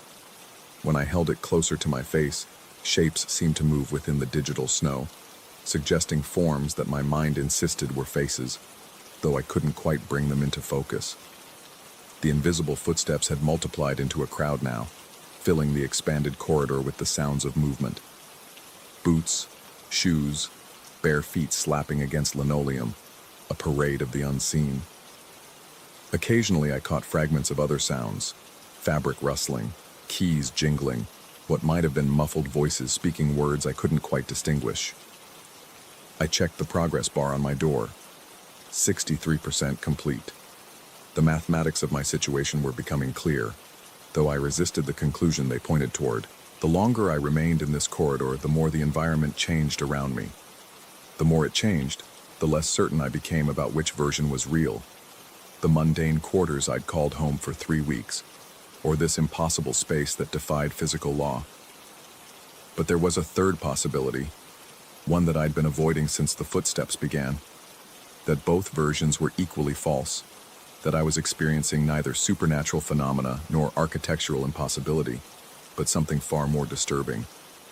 I thought about the documents I'd found while cataloging the base's archives, medical files with pages mysteriously redacted, personnel records that ended abruptly without explanation, requisition orders for equipment that didn't match any military specification I could identify. I'd dismiss these inconsistencies as bureaucratic confusion, the inevitable gaps left by hasty decommissioning. Now I wondered if I'd been deliberately naive. The ice machine gave another violent shudder, and this time the snowflakes spelled out something that made my blood feel thick in my veins. Photographer David Chen. Project Continuation authorized my name. They knew my name. But who were they? And how could a defunct ice machine know anything about me beyond the basic guest registration I'd filled out 3 weeks ago? I tried to remember the exact details of my application to document the base. Who had approved it? What organization had actually hired me? Whether I'd spoken to anyone in person or handled everything through email and anonymous phone calls. The memories felt strangely fluid, resistant to precise recall. I remembered driving here, carrying my equipment through these same corridors, setting up my temporary darkroom in the adjacent supply closet. But when I tried to pin down specific conversations or faces, everything became vague and uncertain. The progress bar had reached 78%. I made a decision that felt simultaneously inevitable and terrifying. I was going to wait. Whatever was happening in my room, whatever the thawing in progress meant, I would let it complete, rather than interrupt the process. Some deep instinct told me that opening that door prematurely would be catastrophic, though I couldn't articulate why. The corridor continued its expansion around me, the walls receding until they became suggestions rather than boundaries. The ceiling had long since vanished into darkness, and the floor felt increasingly insubstantial beneath my feet. Only the ice machine remained solidly real, its mechanical breathing providing the rhythm by which I measured time's passage. The invisible crowd had grown larger, their footsteps now creating a constant background percussion. Sometimes I thought I glimpsed movement in my peripheral vision, shadows that had no source, shapes that dissolved when I turned my head directly toward them. The air carried scents that shouldn't exist in this sterile environment: coffee, cigarette smoke, the particular mustiness of old books. At 85%, the ice machine's message changed. Neural pathway, reconstruction, nearing completion, artificial memory removal, preparing original timeline, standby for restoration, neural pathways, artificial memories, original timeline. The clinical language painted a picture I didn't want to accept, but could no longer ignore. I thought about the preservation project that had brought me here, how easily the assignment had fallen into my lap, how perfectly it matched my specialized skills in heritage photography. I thought about the gaps in my recent memory, the way certain details about my arrival seemed fuzzy around the edges. I thought about the 3 weeks I'd spent documenting empty rooms that might never have been empty at all. The progress bar reached 95%, and the quality of light in the corridor began to change. The sickly fluorescent glow was gradually replaced by something warmer, more natural. The walls, still impossibly distant, showed signs of different paint, institutional green instead of beige. The floor beneath my feet felt different too, more solid, bearing the scuff marks of heavy use rather than decades of abandonment. At 98%, I heard new sounds mixing with the invisible footsteps. Machinery humming, phones ringing, voices engaged in conversation. Not fragments or whispers this time, but clear human communication happening in spaces I couldn't see but somehow remembered. The progress bar hit 100%, and my door opened. The room beyond was not the sparse quarters I'd called home for 3 weeks. It was something else entirely. A space filled with monitoring equipment, observation screens, medical devices whose purposes I couldn't identify. Charts on the walls tracked vital signs, brain activity, something labeled experimental parameters in precise handwriting. But most disturbing of all was the bed in the center of the room, surrounded by IV drips and sensor arrays. A bed that was clearly designed for a patient rather than a guest. A bed that bore the unmistakable impression of recent occupation. I stood in the doorway, unable to move forward or back, as the truth arranged itself in my mind with inevitable precision. The photography project, the historical documentation, the 3 weeks of careful work, all of it constructed, all of it false. Built from artificial memories and sustained by careful manipulation of my environment. The real question wasn't whether I was experiencing supernatural phenomena or psychological breakdown. The real question was how long I'd been here, lying in that bed, while they ran their tests and fabricated my sense of time and purpose. And now that the fabrication was ending, now that the artificial memories were being stripped away, and my original timeline prepared for restoration, what exactly was I going to remember about my real life? What had they needed to make me forget so completely that they'd built an entire false reality to contain my consciousness while they worked? The ice machine behind me gave one final satisfied hum and ejected a last small pile of snowflakes. I didn't need to look to know what message they spelled out, because I could feel the knowledge settling into my mind like water finding its level.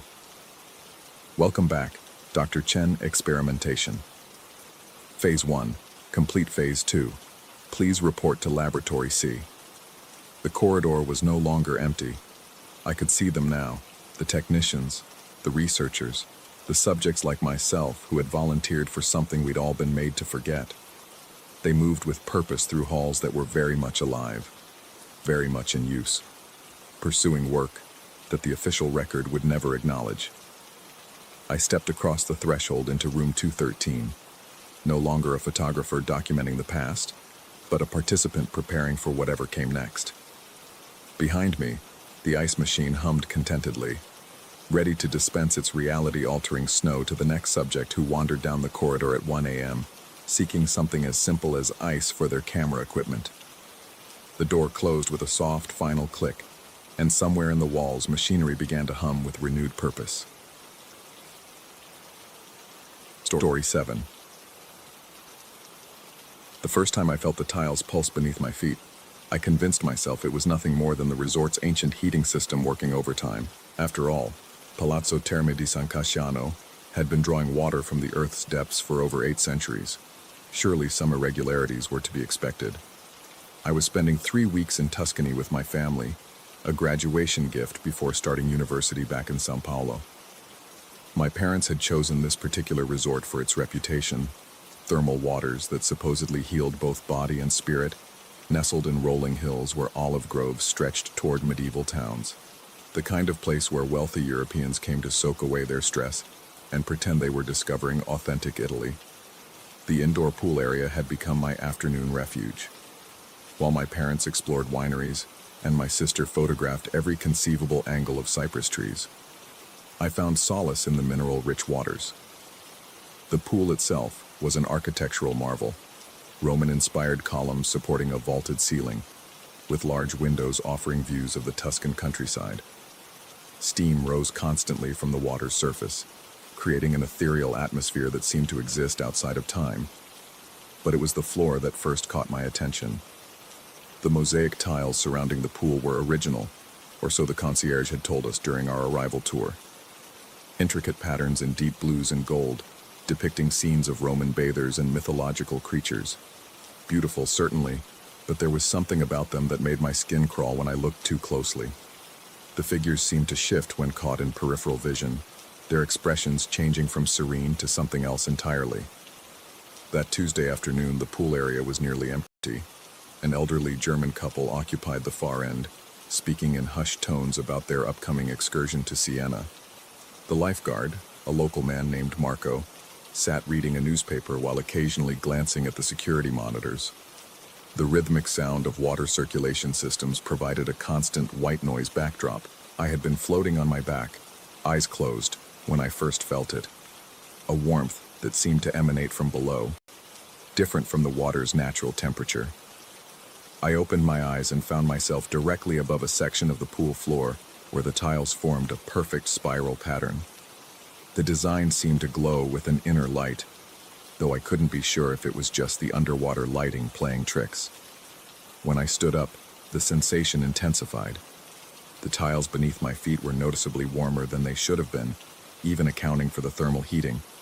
I moved to a different area and felt the temperature difference immediately, a clear distinction between normal warmth and something that seemed to radiate from within the stone itself.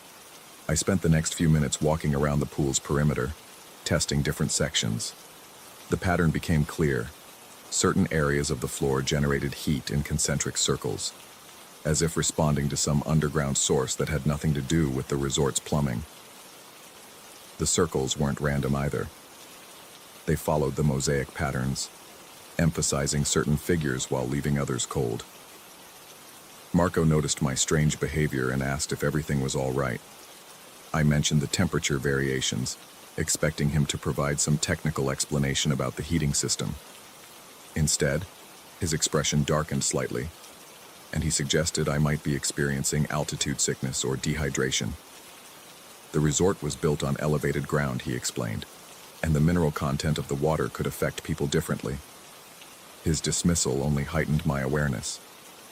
I began to notice other things.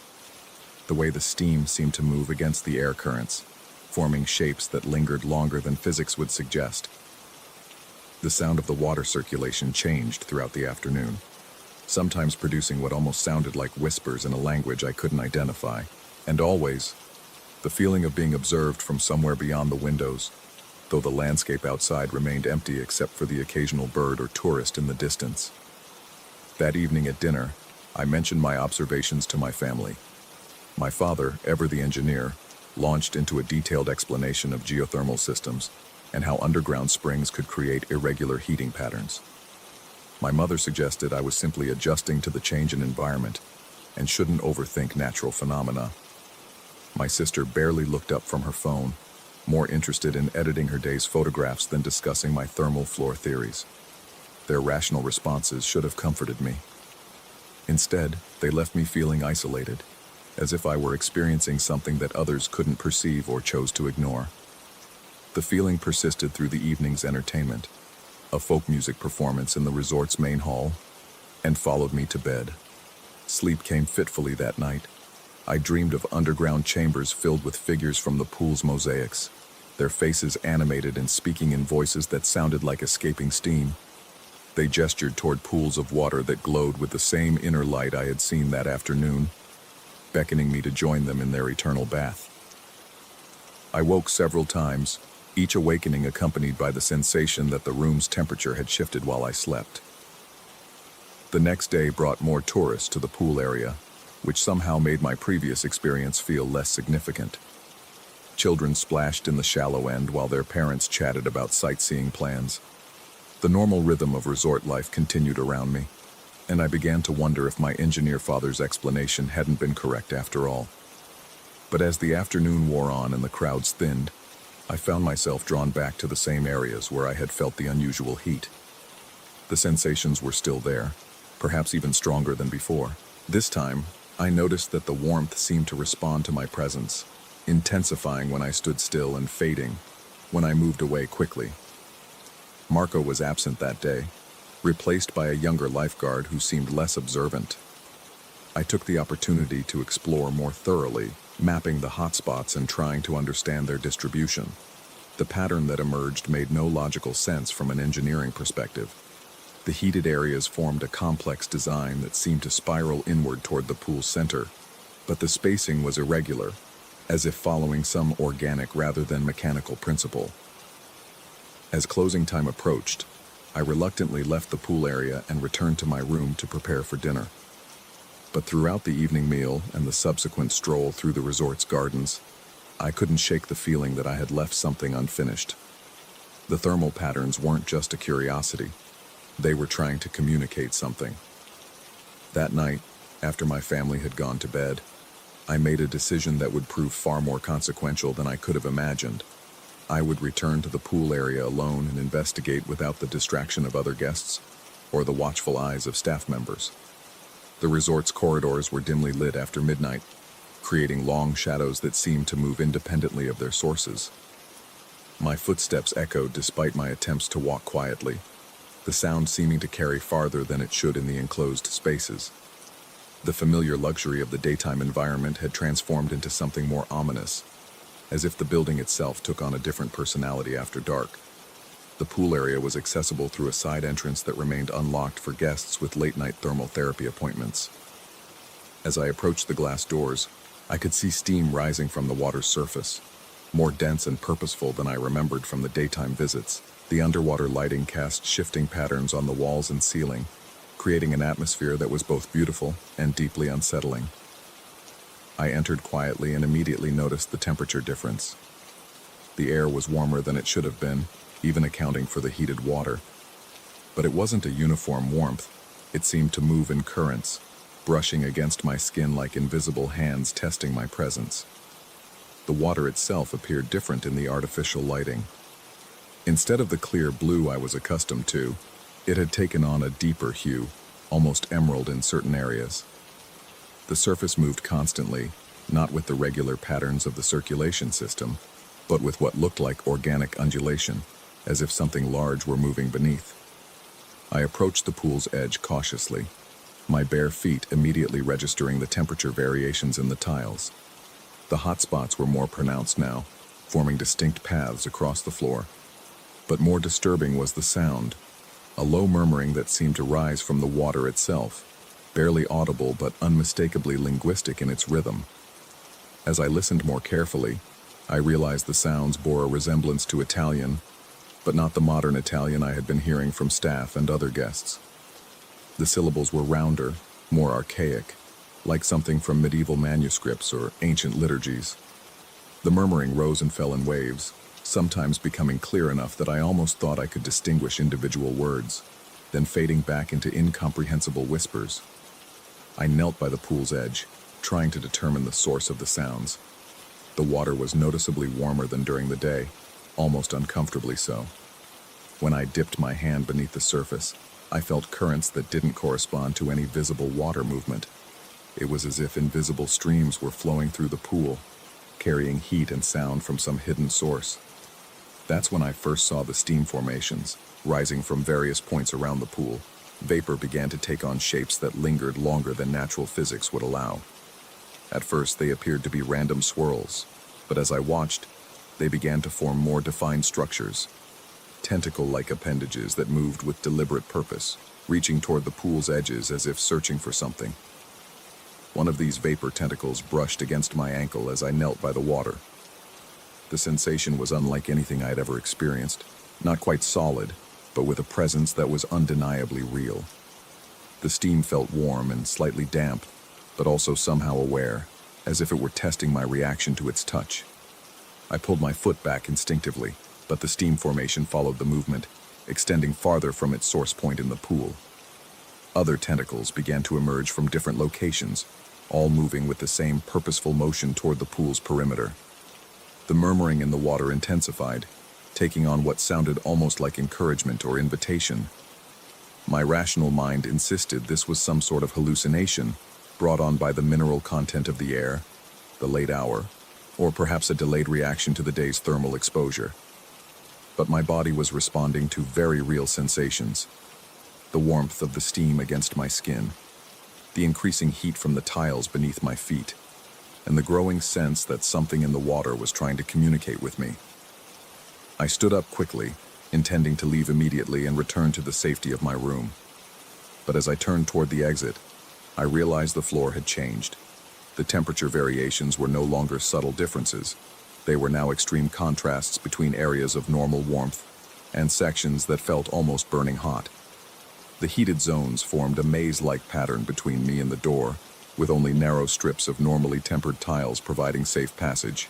The steam tentacles had grown bolder, reaching farther from the pool and moving with increasing coordination. They seemed to be hurting me, cutting off certain paths while leaving others open. When I stepped toward one of the cooler tile sections, the steam would retreat slightly, but any movement toward the heated areas brought them closer, their touch becoming more insistent. I found myself playing a real-life version of the childhood game where floor tiles become lava. Except in this case, the heat was genuine and seemed to have its own intelligence. The safe path led not toward the exit, but in a complex spiral pattern that drew me closer to the pool's center. Each step required careful placement, as the boundaries between hot and cool areas shifted slightly as I moved. The murmuring from the water had become more distinct, resolving into what sounded like incantations or ceremonial chants. I caught fragments that sounded like Latin mixed with older Romance language elements, words that seemed to be calling me toward the water's edge. The steam formations moved in rhythm with these sounds, creating a hypnotic dance that made it difficult to focus on finding my way out. As I navigated the increasingly narrow safe zones, I began to understand that this wasn't random. The pattern was designed, purposeful, leading me through a specific sequence of movements. With each step, the connection between myself and whatever presence inhabited the pool grew stronger. I could feel it testing my balance, my resolve, my willingness to trust in the path it was revealing. The realization that I was no longer in control of the situation should have terrified me. Instead, I felt a strange calm settling over my thoughts. The fear was still there, but overlaid with something that might have been curiosity or even anticipation.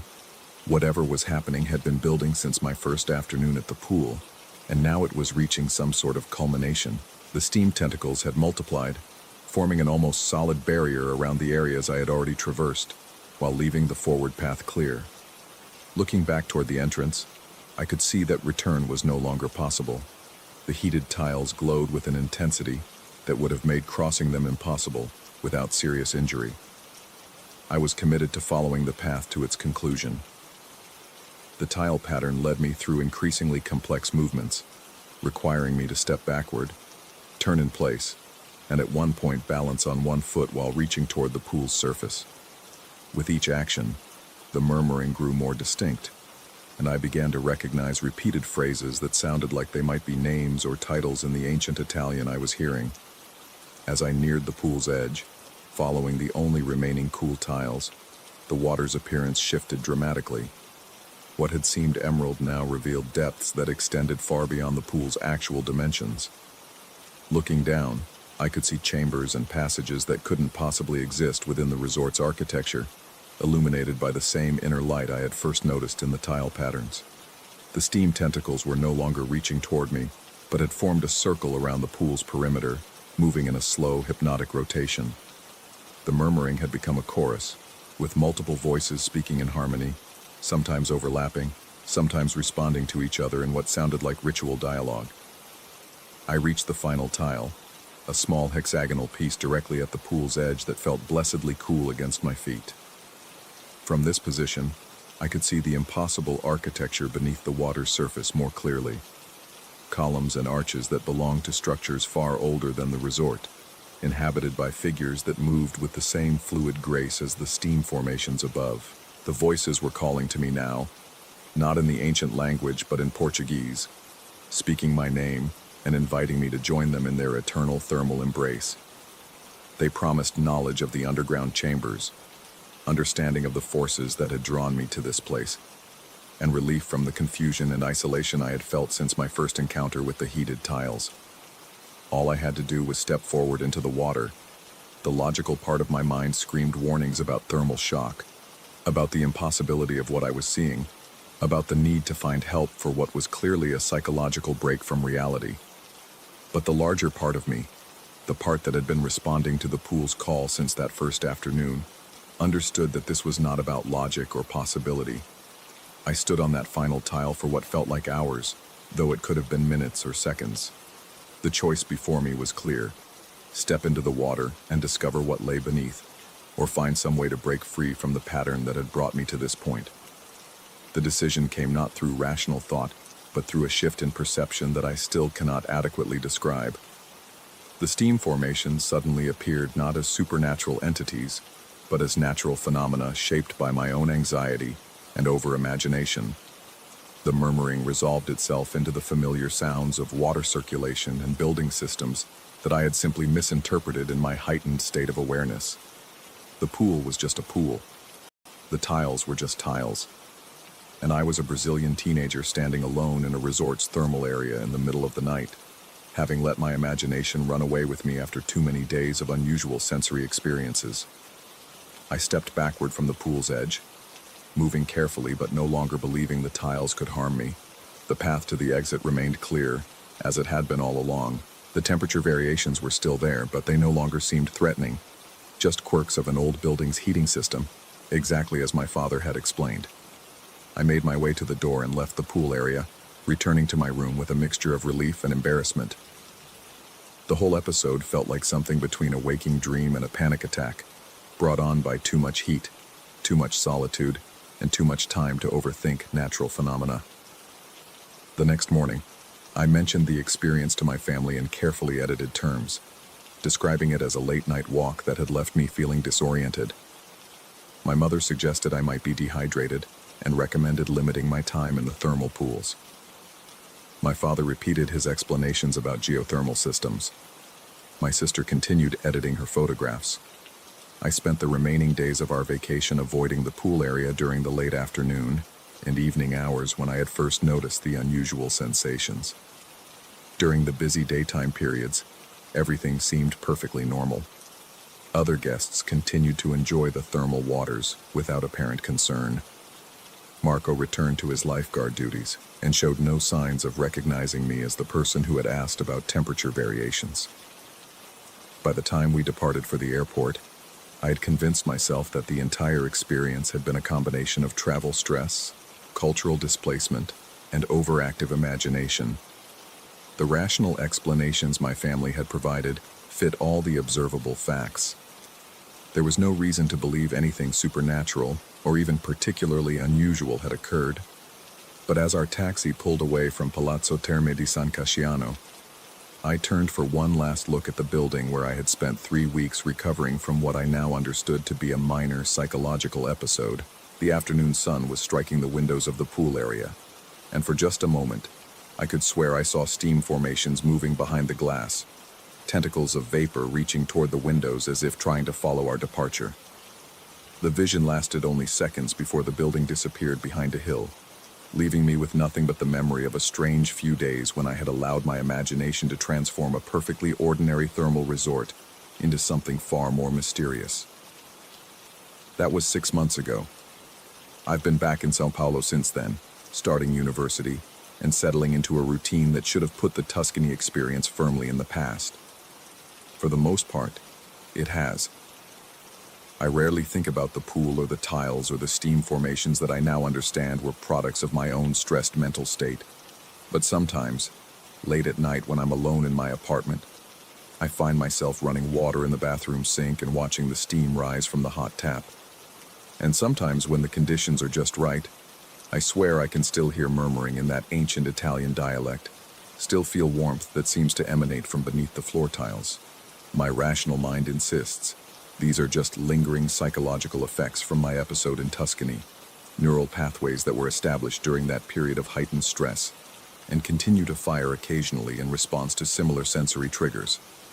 There's no reason to believe that anything I experienced was real in any objective sense. But I've learned something about rationality and explanation that I didn't understand before my time at the resort. Sometimes the most logical explanation is also the most incomplete one. Sometimes the things we dismiss as imagination or stress response are actually perceptions of realities we don't yet have frameworks to understand. I still don't know what I encountered in that pool area. I may never know, but I've stopped trying to explain it away completely, because I've realized that the need to explain away mystery is often just another form of fear. Fear of admitting that our understanding of the world might be more limited than we like to believe. The steam still rises from my bathroom sink, and sometimes it still forms shapes that linger longer than they should. The floor tiles in my apartment sometimes feel warmer in certain spots, following patterns that don't correspond to any heating system. And occasionally, in the very quiet moments before sleep, I hear whispers in languages I don't recognize, but somehow understand. Whether these experiences are real or imaginary has become less important than what they've taught me about the boundaries between the two. Reality, I've learned, is not always as solid as the tiles beneath our feet. And sometimes the most dangerous game we can play is the one where we insist on standing only on what we consider safe ground. The invitation from Tuscany remains open, carried now in steam and whisper rather than heated stone. Someday, I think, I may be ready to accept it, but not yet. Story 8. The shrill pierce of the hotel phone dragged me from sleep like fingernails on glass. My hand fumbled across the nightstand, knocking over an empty water bottle before finding the receiver. Hello? My voice came out thick and gravelly. Nerb, nerb, nerb. The voice was hollow, distant, like someone speaking through water. It took several repetitions before my sleep-addled brain processed what I was hearing. My name, Brian, but backwards. Who is this? I sat up straighter, the fog of sleep burning away. Hello? The line went dead. I held the receiver against my ear for another moment, listening to the dial tone's mechanical hum. The digital clock on the nightstand glowed 3:17 a.m. in angry red numbers. Outside, Seattle's rain tapped against the window with the persistence of tiny, desperate fingers. I'd been in this city for 3 days, consulting on the Morrison Building's electrical overhaul. The Grandview Hotel was nothing special, a mid-tier business establishment with thin walls and thinner coffee, but it was close to the job site, and the company was paying. Now, lying in the darkness with my heart still hammering from the strange call, the familiar became alien. Sleep wouldn't return. That voice kept echoing in my head, the backwards pronunciation of my name carrying an intimacy that made my skin crawl. I'd received wrong number calls before, drunk dials, even the occasional prank, but nothing like this. The caller had known my name. By 3:45, I gave up on sleep entirely. I pulled on jeans and a t-shirt, deciding to explore the hotel's vending machines. Maybe some caffeine would help reset my brain, or at least give me something to do until dawn. The hallway stretched before me like a throat, lit by sickly fluorescent strips that cast everything in an institutional pallor. The carpet was that generic hotel pattern designed to hide stains, burgundy swirls on beige that seemed to shift when I wasn't looking directly at them. My bare feet made soft padding sounds against the thin material. The vending machines were located at the far end of the corridor, near the elevator bank. As I walked, I became aware of an odd quality to the silence. Not true quiet. The building hummed with the white noise of HVAC systems and distant traffic, but something underneath, like the absence of something that should have been there. Halfway to my destination, I noticed the first phone. It sat on a small table beneath a generic landscape painting, one of those courtesy phones hotels provide for guest convenience. The receiver hung at an odd angle, not quite on the hook. I lifted it, expecting a dial tone. Nothing. No hum of an open line, no static, not even the electronic silence that indicated a working but unused connection. The phone was completely dead. Curious now, I checked the next one, and the next. Every phone on the floor was the same. No power, no connection, as if someone had severed every line. A practical part of my brain, the engineer's mind that solved problems for a living, began cataloging possibilities. Maintenance work, perhaps, though it was unusual to disconnect an entire floor simultaneously. A power issue with the phone system, though the hallway lights worked fine. But even as I rationalized, something cold was settling in my chest. That call to my room. If all the phones were disconnected, how had it come through? I continued toward the vending machines, but my attention had shifted. The fluorescent lights above hummed their familiar tune, but now I noticed something else. One of the fixtures, about 10 feet ahead, was dark. As I approached it, the bulb flickered to life. I stopped. The light was bright, normal, casting its harsh white glow across the carpet and walls. I counted under my breath, timing it automatically, an engineer's habit. At exactly 43 seconds, the light went out. Coincidence? Had to be. Fluorescent bulbs failed in patterns sometimes, cycling on and off as their ballasts struggled. I resumed walking but kept counting. The next dark fixture lit up as I drew near. 43 seconds later, it died. Then the next. My pace quickened. Not quite running, but no longer the casual stroll I'd intended. Each light activated as I approached, held steady for exactly 43 seconds, then extinguished. Behind me, the corridor fell into segments of darkness, like a mouth closing. By the time I reached the vending machines, my hands were trembling. The mechanical hum of the refrigeration unit seemed unnaturally loud in the silence. I fumbled for change, fed coins into the Coke machine, and punched the button for anything with caffeine. The can dropped with a metallic thud that made me jump. When I turned back toward my room, the lights behind me were all dark, except for one. The fixture at the very beginning of the hallway, near the elevator bank where I'd started, was glowing. It cast a pool of white light on the carpet, illuminating the space with crystalline clarity. And there, sharp and black against the burgundy pattern, was a shadow. My shadow. I looked down at myself, then back at the distant light. I was standing 60 feet away, surrounded by darkness, but somehow my silhouette was projected there with perfect definition. Not just any shadow, unmistakably mine.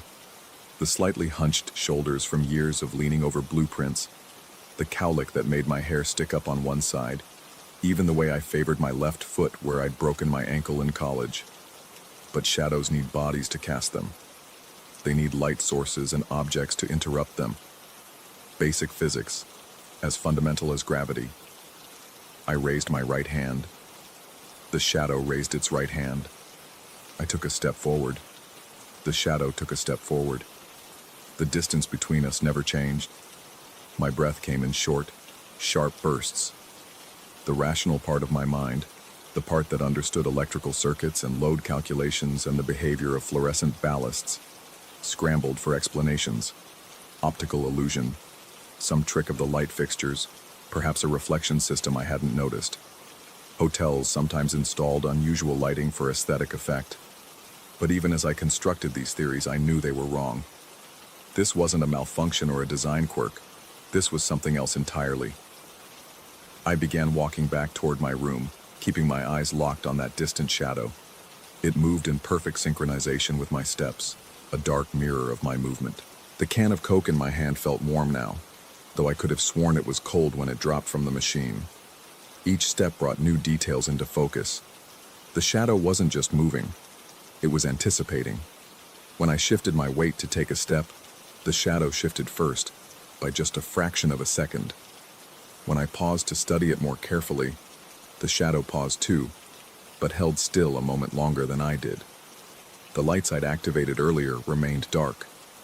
The corridor stretched between us like a tunnel, with my room somewhere in that black middle distance, and this impossible shadow waiting at the far end. I tried to remember the layout. How many doors between the elevator and my room? Which side of the hall? Any details that might anchor me to something real and concrete. Nothing came. The hallway felt longer than it had before, the doors spaced differently. Even the carpet pattern seemed changed, though I couldn't identify how. Halfway back, I stopped walking. The shadow stopped too, but it didn't stop when I stopped. It stopped when I decided to stop, in that instant before my body responded to the mental command, as if it was reading my intentions directly from my brain. I raised my left hand to my face, slowly, deliberately. The shadow raised its left hand to its face at exactly the same speed. But when I touched my cheek, feeling the stubble and the warmth of my skin, the shadow's hand hovered inches away from its face, not quite making contact. The cold in my chest was spreading now, a numbing sensation that made it hard to breathe. I wanted to run, to sprint back to my room and lock the door and wait for daylight, but something held me frozen. The shadow was watching me, not waiting for me to move so it could mimic the movement, actually watching me. I could feel its attention like a weight, a presence that pressed against my consciousness. I closed my eyes, squeezing them shut so tightly that phosphines danced behind my lids. When I opened them, the shadow was gone. The light at the far end of the hall had burned out, leaving the entire corridor in darkness except for the weak emergency lighting near the fire exits.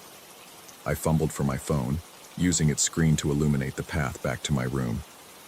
The blue-white glow revealed the same burgundy carpet, the same beige walls, the same sequence of doors I'd passed before.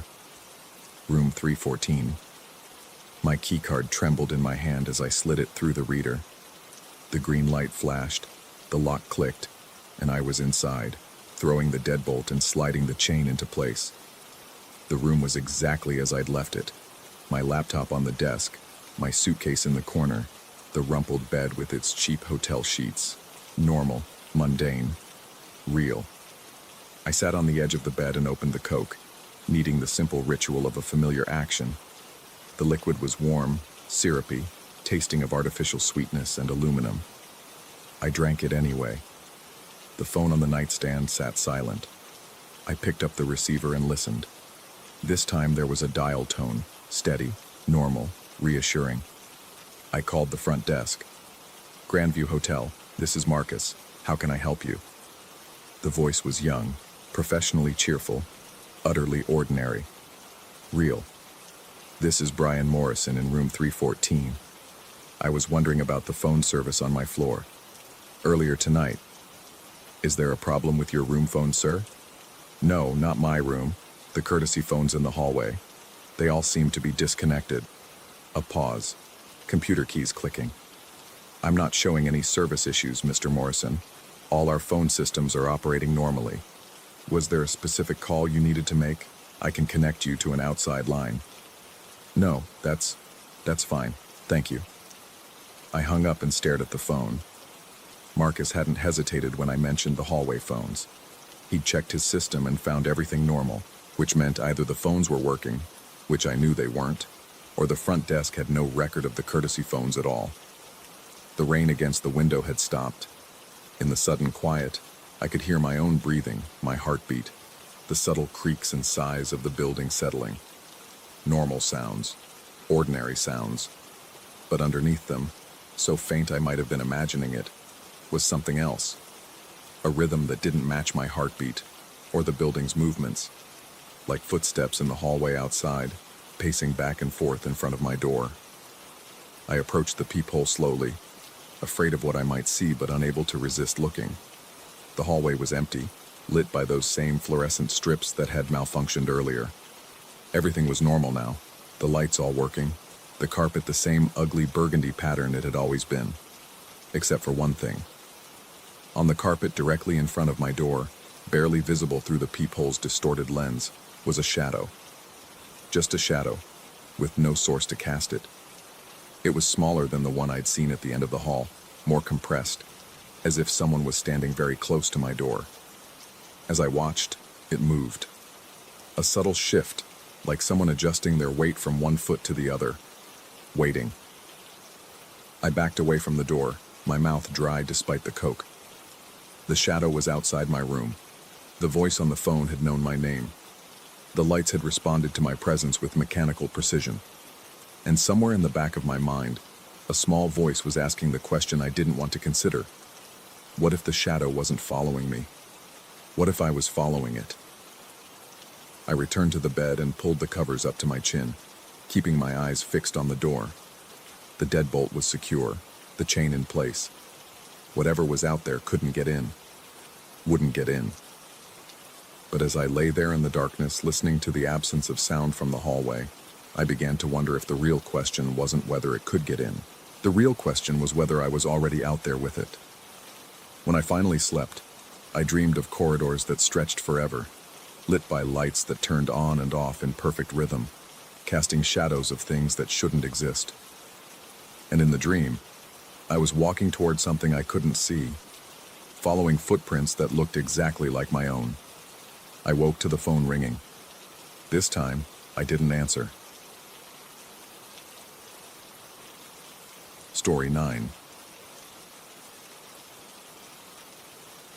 The riverside inn squatted against the muddy banks of the Brazos, like something that had crawled out of the water and never quite dried. I'd found it through a desperate late-night search for affordable housing near campus, the kind of place that charged by the week and didn't ask too many questions about credit scores or references. The booking photos had been generous with the lighting. Standing in the lobby that first afternoon, I could smell decades of cigarette smoke embedded in the wallpaper's faded roses, mingling with something else, something organic and damp that seemed to seep up from between the floorboards. The desk clerk, a woman whose age could have been anywhere between 50 and 70, handed me a brass key attached to a plastic fob shaped like a riverboat. "Room 247, she said, her voice carrying the weight of East Texas humidity. "Second floor, end of the hall. You'll hear the river at night, but you'll get used to it." The stairs groaned under my feet as I hauled my duffel bag and laptop case up to the second floor. The hallway stretched ahead of me, lit by fluorescent bulbs that hummed and flickered with neurotic energy. Room 247 sat at the far end, just as promised, its door bearing the scars of countless openings and closings. The key turned with surprising ease, and I stepped into what would be my home for the next semester. The room was larger than I'd expected. 2 double beds separated by a nightstand, a small table beneath the window, and a bathroom that had seen better decades. The carpet was a mottled brown that might have once been burgundy, stretched between the beds in a pattern that reminded me of veins under skin. I dropped my bags on the bed closest to the window and began the ritual of making a temporary space feel like home. Textbook stacked on the table, laptop charger snaking across the floor, clothes hung in the narrow closet that smelled of mothballs and forgotten summers. It was while I was kneeling beside my duffel bag, pulling out my last few shirts, that I first felt it. The carpet beneath my knees gave slightly, not with the usual compression of padding, but with something else, a gentle yielding that felt almost responsive. I shifted my weight, pressing down harder, and felt the distinct impression that something was pressing back from underneath. I sat back on my heels, staring down at the unremarkable carpet. The afternoon light streaming through the window cast everything in shades of amber and dust. I pressed my palm flat against the spot where I'd been kneeling. The carpet surface remained perfectly intact, but underneath I could feel the unmistakable shape of an impression, as if someone had stepped there and left their mark in the wood beneath. Standing quickly, I walked around the beds, my footsteps muffled by the thick weave. With each step, I felt that same subtle give, that sense of walking over ground that remembered every previous footfall. I knelt again and ran my hands across the carpet's surface. Nothing. No holes, no tears, no explanation for what I was feeling beneath my feet. The rational part of my mind, the part that had gotten me through calculus and into engineering school, offered reasonable explanations. Old buildings settled, floors warped, carpet padding compressed unevenly over time, but rational explanations felt thin in the amber light of that room, with the Brazos murmuring its secrets outside my window. I decided to look underneath. Getting down on my hands and knees, I worked my fingers under the carpet's edge near the wall. The material came up easily, as if it had been lifted many times before. Underneath, the hardwood floor gleamed with a patina of age, smooth and unbroken. I pressed my face close to the wood, breathing in the scent of old lacquer and dust. That's when I saw them. Footprints, not scratches or scuff marks, but actual impressions pressed into the wood itself, as if the floor had been soft clay when someone walked across it. They formed a rough path between the two beds, some overlapping, others distinct and clear. The prints were bare feet, average size, with the characteristic spread of toes that comes from walking without shoes. I reached out to touch one of the prints, my fingertip barely making contact with the smooth depression. The moment my skin met the wood, the impression vanished. I blinked, certain I'd imagined it, but when I looked again, the floor was perfectly smooth and unmarked. I let the carpet fall back into place and stood up quickly, my heart hammering against my ribs. The room felt smaller somehow, the walls pressing in with the weight of whatever history they'd witnessed. I told myself I was tired, stressed from the move and the start of classes. The mind played tricks when you were exhausted. That night, I lay in the bed farthest from the window, staring up at the water-stained ceiling and listening to the river's constant whisper. The sounds of the old building settling around me created a symphony of creaks and sighs, the kind of noise that becomes white noise after a while. I was almost asleep when I heard it. Soft footsteps, muffled by carpet but unmistakably real, moving across the floor between the beds. I held my breath, every muscle in my body tense, and listened. The steps were slow and deliberate, tracing a path from the window to the door, then back again. I could feel the subtle shift in the carpet's surface, the same yielding sensation I'd experienced earlier, but now it was moving in a steady rhythm around my bed. Without moving my head, I opened my eyes and stared at the carpet between the beds. In the dim light filtering through the curtains, I could see the surface rising and falling slightly, as if invisible feet were pressing down with each step. The pattern was methodical, a complete circuit around my bed, always the same distance from the edge, always the same measured pace. I wanted to call out, to demand an explanation, but my throat felt paralyzed. Instead, I lay perfectly still and counted the steps. 47 to complete one full circle. Then silence for exactly 3 minutes before the pattern began again. This continued until dawn. The next morning I examined the carpet in daylight, searching for any sign of the nocturnal wandering. The surface was unmarked, showing only the impressions left by my own movements. I lifted the edge again and peered underneath, but the hardwood floor was smooth and unblemished. No footprints, no evidence of anything unusual. I spent the day at orientation, trying to focus on syllabi and campus maps while my mind kept returning to the room. Maybe I'd been half asleep, caught in that space between waking and dreaming where the impossible seemed real. Maybe the stress of starting college in a new place had triggered some kind of sleep disturbance. But that night, the footsteps returned. This time I was fully awake when they started, my phone showing 2:47 a.m. in glowing digits. The same pattern, the same 47 steps, the same 3-minute intervals. I found myself counting along, anticipating each footfall. The carpet's surface continued to shift and yield, creating visible impressions that disappeared as soon as the invisible feet moved on.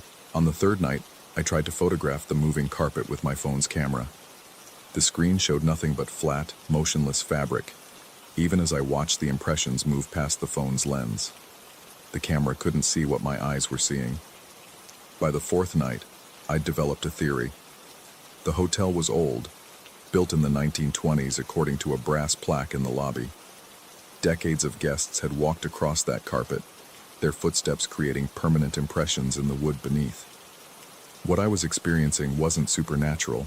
It was some kind of structural memory, the building replaying the echo of countless footfalls.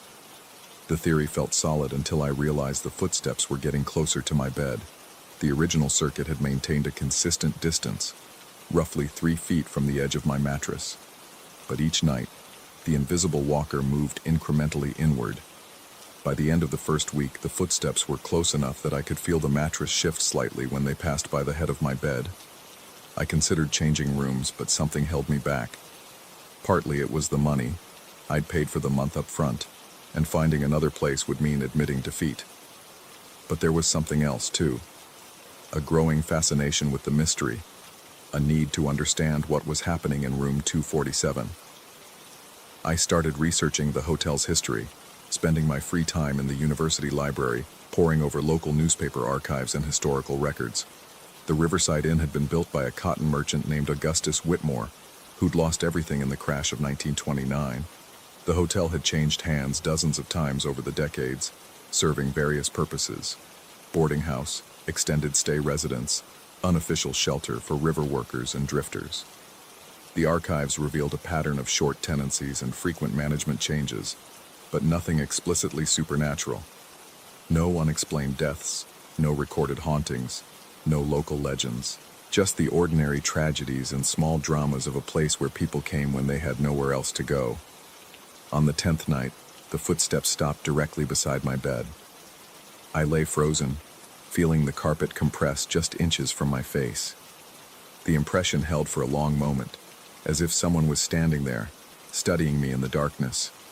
Then, slowly, it moved around the foot of the bed and up the other side, completing its circuit before beginning the pattern again. But now the walker was including my bed in its route. The next night brought a new development.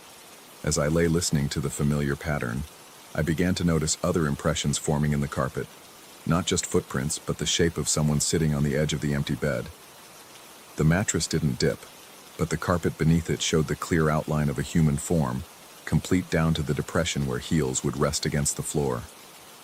I found myself imagining the invisible figure, someone sitting in the darkness watching me sleep, occasionally standing to pace their restless circuit around the room. The thought should have terrified me, but instead, I felt a strange kind of companionship. Whatever was sharing my room seemed as trapped as I was, bound to repeat the same patterns night after night. On the 15th night, I decided to test my theory. As the footsteps began their familiar route, I quietly slipped out of bed and positioned myself in their path. I wanted to see what would happen when the invisible presence encountered an obstacle. The footsteps approached steadily, and I braced myself for contact. But as they reached the spot where I stood, they simply stopped. The carpet compression ended abruptly, leaving no trace of the walker's passage. I waited in the darkness, my bare feet sensitive to every vibration in the floor, but nothing happened. After 10 minutes, I returned to bed. The footsteps resumed immediately, picking up their pattern as if I'd never interrupted them. This became my new obsession. Each night, I would try different experiments, standing in the path, placing objects in the way, even lying down on the carpet where the impressions formed. Each time, the presence would pause, wait for me to move, then continue its eternal circuit. It was during my 3rd week in the room that I began to suspect the walker was adapting to my presence. The footsteps started to deviate from their original pattern, taking small detours around places where I'd interfered, incorporating new routes that seemed designed to avoid my experimental obstacles. More disturbing was the growing sense that I was being studied in return. I would wake to find the sitting impression on the other bed perfectly positioned to observe my sleeping form. Sometimes I could swear I felt a presence leaning over me, close enough that I should have felt breath on my face. But there was never anything there when I opened my eyes. My grades began to suffer. I found myself staying awake all night, watching the carpet for signs of movement, then sleeping through morning classes. The rational explanations I'd clung to felt increasingly inadequate. Structural memory didn't account for adaptive behavior. Building settlement didn't explain why the phenomena only occurred at night, or why they seemed responsive to my actions. I began to consider more disturbing possibilities. Maybe the stress of college had triggered a psychotic break.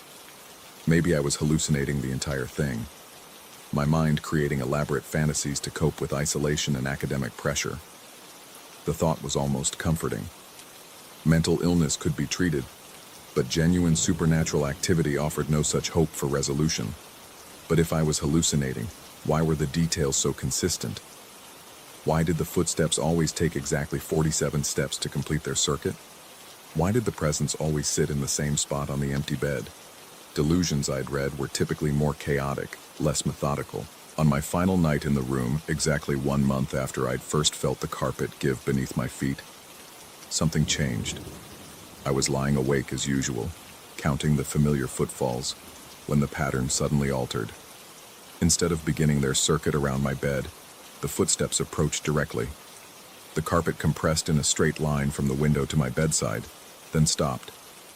I could feel the presence standing beside me, could sense the weight of its attention like heat from a flame. Then, for the first time in 4 weeks, I felt something else.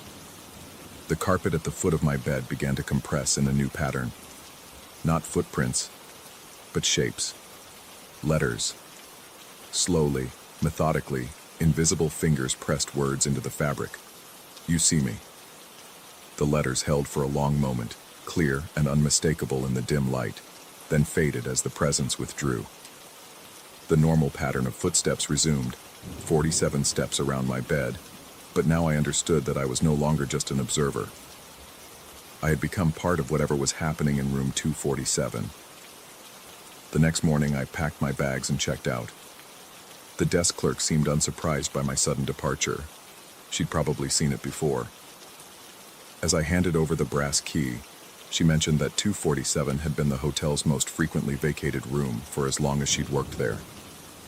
Guests never complain about anything specific, she said, filing the key away in its proper slot. They just move on. I found a dorm room on campus, expensive but normal, where the carpet stayed flat and the nights were silent. But sometimes, lying in my narrow bed surrounded by the sounds of student life, I find myself missing the Riverside Inn, missing the presence that had shared my sleepless nights, the invisible companion who had finally acknowledged my existence in those final moments. I wonder if the pattern continues without me, if the footsteps still trace their eternal circuit around an empty bed, waiting for the next guest to notice the carpet's strange responsiveness. I wonder if the presence remembers me, or if each new occupant represents a fresh opportunity for contact. Most of all, I wonder about those final words pressed into the carpet. You see me. Was it gratitude or accusation, relief or warning?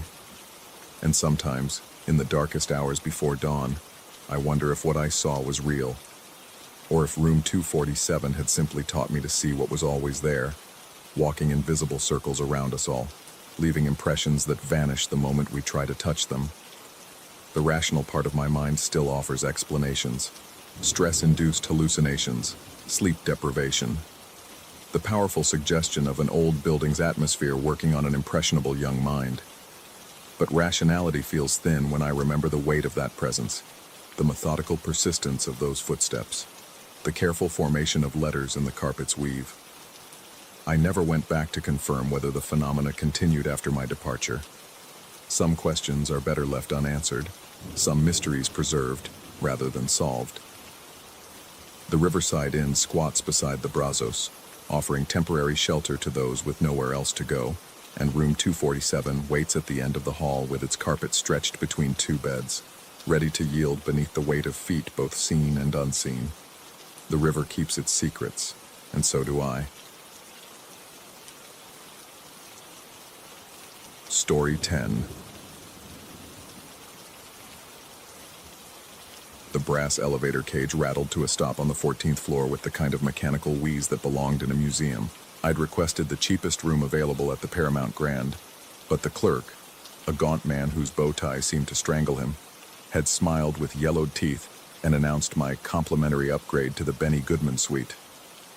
His fingers, I noticed, trembled slightly as he handed me the ornate key.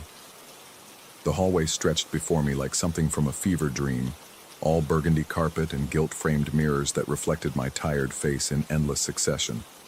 Sconces cast amber light that seemed to flicker in rhythm with my heartbeat. I'd been on the road for 3 weeks, consulting for failing businesses across the Midwest, and exhaustion had become my constant companion. This hotel, with its Art Deco grandeur slowly surrendering to decay, felt like the perfect place to collapse for a few days. Suite 1427 announced itself with a brass nameplate beneath the number, Benny Goodman Memorial Suite, in honor of radio's greatest comedy duo. I paused, key halfway to the lock. Benny Goodman was a clarinet player, not a radio comedian, but fatigue made me dismiss the inconsistency. Hotels got their history wrong all the time. The door opened with surprising silence, revealing a space that seemed to exhale the musty breath of decades. The suite sprawled before me in shades of gold and deep emerald, furniture arranged with the kind of theatrical precision that suggested a stage set rather than living quarters. A massive oak desk dominated one corner, its surface polished to mirror brightness. Velvet armchairs faced each other across an ornate coffee table, while oil paintings in heavy frames lined the walls. Portraits of men in bow ties and suspenders, their faces frozen in exaggerated expressions of comedic surprise. I dropped my suitcase and stretched, working out the knots that 3 weeks of cheap motel beds had tied in my shoulders. The silence felt oppressive, pregnant with expectation. Through the tall windows, the city sprawled 15 stories below, its lights beginning to twinkle in the gathering dusk. That's when I first noticed it. The painting directly across from the windows, a portrait of 2 grinning men sharing a microphone, seemed to shimmer. I blinked, attributing it to fatigue, but the distortion persisted. The reflection in the painting's glass showed the room behind me, but something felt wrong about the timing. When I raised my hand, the reflection followed a heartbeat later, as if the image had to travel some impossible distance before returning to me. I turned to face the painting directly, studying the subjects' faces. The brass nameplate read, Benny and Bill, Kings of the Airways, 1934-1938. Their painted eyes seemed to track my movement, pupils glistening with an intensity that made my skin crawl. I waved deliberately, watching the reflection in the glass. The delay was unmistakable, perhaps half a second, but in that gap, reality felt negotiable. Room service arrived as I unpacked, an elderly woman whose uniform hung loose on her bird-like frame. She set the tray on the coffee table with careful precision, arranging the items as if following some invisible choreography. When she spoke, her voice carried the faint trace of an accent I couldn't place. The gentlemen who stayed here before, they appreciated punctuality, she said, not meeting my eyes. Performance time was always 8 o'clock sharp, never a minute late. I wanted to ask what she meant, but she was already moving toward the door with quick, nervous steps. The lock clicked behind her with a finality that made me shiver. The food, roast beef and mashed potatoes that belonged in a 1940s diner, grew cold while I explored the suite. The bathroom featured a clawfoot tub deep enough to drown in, its faucets shaped like theatrical masks. The bedroom contained a 4-poster bed draped in heavy curtains that blocked out most of the city's glow. But it was the living area that held my attention, with its gallery of paintings that seemed to watch my every movement. By 9 o'clock, I'd settled into one of the velvet armchairs with my laptop, hoping to catch up on client reports. The Wi-Fi password, according to a card on the desk, was Showtime 1937. As I typed, I became aware of movement in my peripheral vision. Nothing dramatic, just the sense that objects were shifting when I wasn't looking directly at them. I set the laptop aside and focused on the coffee table. A crystal ashtray sat in its center, flanked by 2 brass candlesticks. I memorized their positions, then turned to face the window. When I looked back, the ashtray had rotated perhaps 15 degrees clockwise. The candlesticks remained exactly where they'd been. My heart rate spiked. I stood and walked to the desk, keeping my back to the seating area. In the polished surface, I could see the distorted reflection of the room behind me. As I watched, one of the armchairs seemed to rock slightly, as if someone had just vacated it. The movement was subtle enough to dismiss as imagination, but the brass studs along its arms caught the light in a way that made them look like watching eyes. I spun around. The chair sat perfectly still. The rational part of my mind, the part trained to analyze failing businesses and identify problems, suggested explanations, Old buildings settled, air currents moved objects, fatigue distorted perception. But rationality felt increasingly irrelevant in a suite where the paintings reflected reality with a temporal delay, and furniture arranged itself when no one was watching. I decided to document what was happening. The camera on my phone captured nothing unusual. The paintings looked normal through the screen, their reflections perfectly synchronized with reality. But when I played back the footage, static filled the audio track. Not the clean digital static of poor reception, but the warm crackle of old radio broadcasts. Underneath the white noise, I could swear I heard the faint echo of laughter and applause, the kind that studio audiences produced for live radio shows in the 1930s. I tried recording again, this time focusing on the furniture arrangement. The video showed my hands placing items in specific positions, but when I turned away from the camera, the audio exploded into static, punctuated by what sounded like rim shots and exaggerated ba-dum-ts sounds. The laughter grew more distinct, as if an invisible audience was responding to some performance I couldn't see. Sleep became impossible. Every time I closed my eyes, I felt the weight of observation pressing against my consciousness. The paintings seemed to lean forward in their frames, their subjects straining to get a better view of whatever show I was unknowingly performing. The delayed reflections grew more pronounced, creating a temporal gap where my actions echoed back to me from some parallel moment. By 3 a.m, I developed a theory that felt simultaneously logical and insane. The suite wasn't haunted in any traditional sense. It was a stage. The radio comedians who'd once stayed here had left behind some kind of psychic residue, an expectation of performance that had soaked into the walls like cigarette smoke. The delay in the reflections wasn't supernatural. It was the universe's way of accounting for the time it took for my actions to be processed by this invisible audience, judged for their comedic value, and reflected back as entertainment. I found myself moving more deliberately, timing my gestures to the rhythm of the phantom applause. When I dropped my pen and it clattered across the floor, the audio static burst into appreciative chuckles. When I stumbled slightly getting up from the chair, the laughter intensified with what sounded like genuine delight. The realization hit me like cold water. I wasn't just staying in the suite, I was performing in it. The paintings watched with increasing intensity, their eyes tracking my movements with the focus of talent scouts evaluating a new act. The furniture rearranged itself between my glances, creating better sightlines for the invisible audience. Even the lighting seemed to adjust, casting dramatic shadows that highlighted my expressions and gestures. I tried leaving. The door handle turned, but the door itself remained sealed, as if the frame had shrunk around it.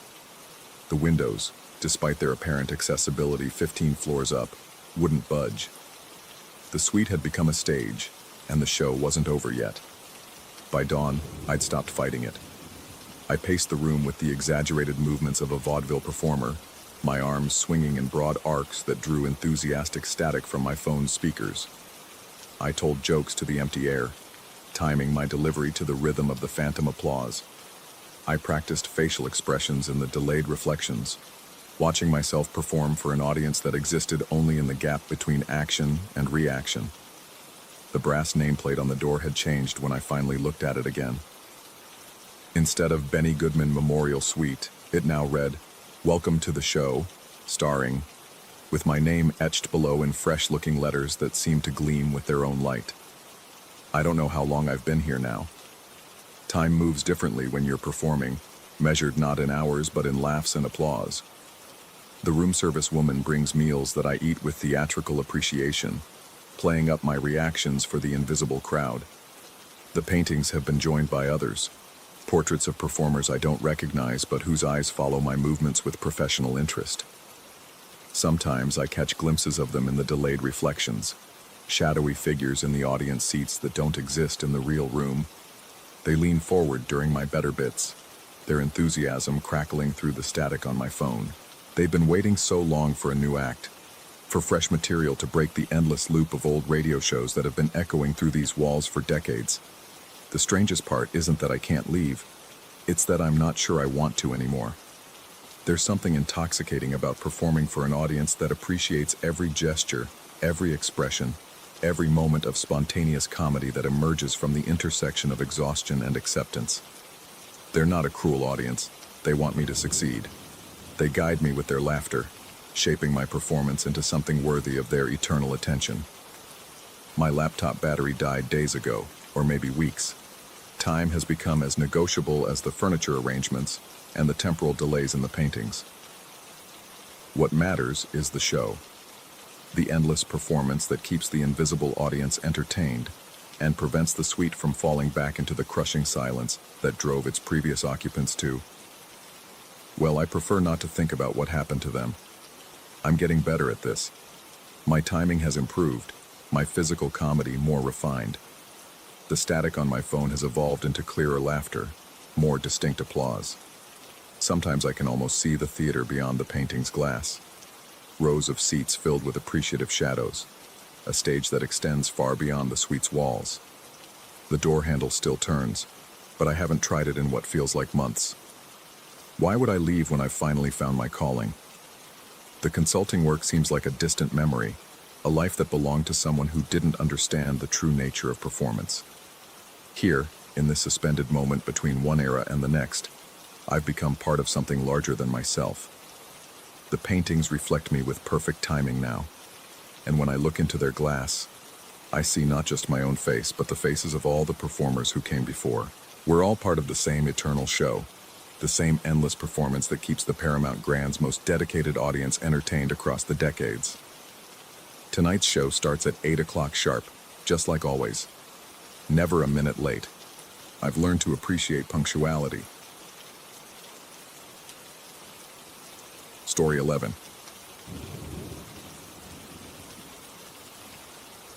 The Silver Dollar Heritage Hotel wore its history like a dusty coat, threadbare in places, but stubbornly authentic.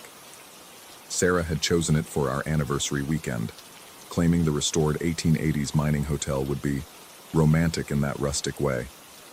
Standing in the lobby beneath oil paintings of stern-faced prospectors and dance hall girls, I felt more like we'd stepped into a museum exhibit than a getaway destination. The desk clerk, a weathered man whose age seemed to fluctuate with the shifting lamplight, handed me an actual iron key.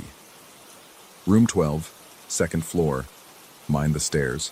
They creak something fierce after midnight.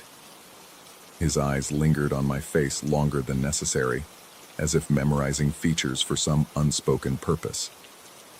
Our room held the scent of old wood and lavender sachets, with a four-poster bed that dominated the space like a wooden altar. Sarah immediately began photographing everything: the antique wash basin, the faded daguerreotypes on the walls, the window that looked out onto what had once been the town's main thoroughfare and was now just another stretch of desert highway. "Listen to that silence," she whispered, pressing her ear to the window glass. "It's like the whole world just stopped." I unpacked our bags while she explored, though there wasn't much to discover in a 12 by 15 room. The walls were thick timber, hand-hewn and darkened with age, and they seemed to absorb sound rather than reflect it. Even Sarah's movements felt muffled, as if the very air had grown dense with accumulated years. Dinner in the hotel's restaurant proved surprisingly good, though we were the only guests. The dining room stretched empty around us, filled with tables set for visitors who would never come. Our server, a young woman with an oddly formal manner, moved between the shadows like she was performing some nightly ritual rather than simply bringing food. "How many guests are staying here tonight?" Sarah asked as the woman refilled our wine glasses. "Just yourselves and the gentleman in room 7. Her voice carried an accent I couldn't place, something old-fashioned, like she'd learned English from antique books. The hotel feels different when it's full versus when it's waiting. After dinner, we walked the second-floor hallway, studying the framed photographs of the hotel's original guests. The corridor stretched longer than I remembered from our arrival, lined with doors that bore brass numbers ranging from 1 to 15. Most stood slightly ajar, revealing glimpses of preserved rooms beyond, each one a perfect snapshot of frontier life, complete with period furnishings and the kind of careful attention to detail that museums spend fortunes achieving. "Room 7's occupied," Sarah noted, pointing to the only closed door besides our own. "Wonder what the other guest is like." I pressed my ear to the door briefly, hearing nothing but the deep silence that seemed to permeate the entire building. Sarah laughed at my nosiness, but her laughter sounded thin in the narrow hallway, as if the walls were drinking up every sound we made. Back in room 12, we settled into bed early, both of us strangely exhausted despite the easy drive and simple dinner. The mattress felt softer than it had appeared, and the quilted covers carried a weight that seemed to press us down into sleep with unusual force. But sleep wouldn't come for me. Instead, I lay listening to the hotel's nighttime symphony, the settling of old timber, the whisper of wind through window frames that had warped over decades, the distant hum of what might have been heating pipes or might have been something else entirely. Sarah slept deeply beside me, her breathing steady and peaceful in a way that made me envious. That's when I heard the first scratch. It came from outside our door, a deliberate sound like fingernails being drawn slowly across the wooden surface. Not the random scraping of settling wood or the scurrying of mice, but something methodical and purposeful. I held my breath, counting the seconds between each deliberate score mark. 5 seconds, then another scratch, then 5 more seconds. The sound moved away from our door and down the hallway, maintaining that same measured rhythm. As it traveled, I heard the soft click and rattle of door handles being turned, one after another, each one tested briefly before moving on to the next. I slipped from bed and pressed my ear to the door, trying to track the progression. The scratching had stopped, but the door handles continued their sequence. Click, rattle, pause, then on to the next. Room 13, 14, 15, then silence. When I cracked open our door, the hallway lay empty and still, but at the far end, near room 15, the last handle was still moving slightly, as if something had just released it. I watched for several minutes, but nothing else stirred. No footsteps, no shadows, no sound at all. Returning to bed, I found the sheets unexpectedly cold against my skin. Sarah murmured something in her sleep and rolled closer, seeking warmth, but even her body heat seemed insufficient against the chill that had settled over the room. The sequence repeated an hour later. This time I was ready, lying awake and listening as the scratching began again outside our door, the same methodical pace, the same deliberate scoring of wood, followed by the progression of door handles being tested in order. But tonight I noticed something else. A faint metallic sound accompanying each handle turn, like the jingle of small chains or the rattle of delicate hardware. I counted the rooms as the sounds moved away from us. 1, 2, 3. But the sequence continued past 15, which should have been the end of the hallway. 16, 17, 18. Doors that didn't exist, handles being tested in rooms that couldn't possibly be there. When I looked out this time, the hallway appeared exactly as it had before. 15 doors, numbers clearly visible in the dim lighting. Everything precisely as it should be. Yet I could still hear the door handles turning somewhere beyond what I could see, in spaces that logic insisted were impossible. The cold hit me the moment I returned to bed. Not the gentle chill of night air, but something that felt deliberate and searching. It moved across the sheets like invisible hands mapping the contours of our sleeping space, lingering at the foot of the bed before sliding up along the edges where Sarah and I lay. I pulled the covers closer, but the cold seemed to follow the fabric, creeping underneath and around the quilted barriers, as if they were no more substantial than tissue paper. Sarah stirred beside me, unconsciously pulling her knees toward her chest, seeking warmth that wasn't there. The third night brought a change in pattern. The scratching began earlier, while Sarah was still awake and reading beside me. She looked up from her book with a puzzled expression as the sound started outside our door. "What is that?" she whispered. "Probably just the building settling," I said, though my throat felt dry as dust. But this time, the scratching didn't move away. Instead, it remained focused on our door, scoring the wood with increased intensity and frequency. The sound grew more complex, not just fingernails, but something harder and more substantial, like claws, or the tips of metal tools being dragged across the surface with deliberate precision. Sarah sat up in bed, clutching her book against her chest. "That doesn't sound like settling." The door handle turned, not quickly, like someone testing it and moving on, but slowly and deliberately, as if whatever was outside had all the time in the world to examine every aspect of the mechanism. The brass hardware rotated a full 90 degrees before stopping, holding that position for long seconds before slowly returning to its original place. "Someone's trying to get in," Sarah breathed. I was already moving toward the door, though every instinct screamed against it.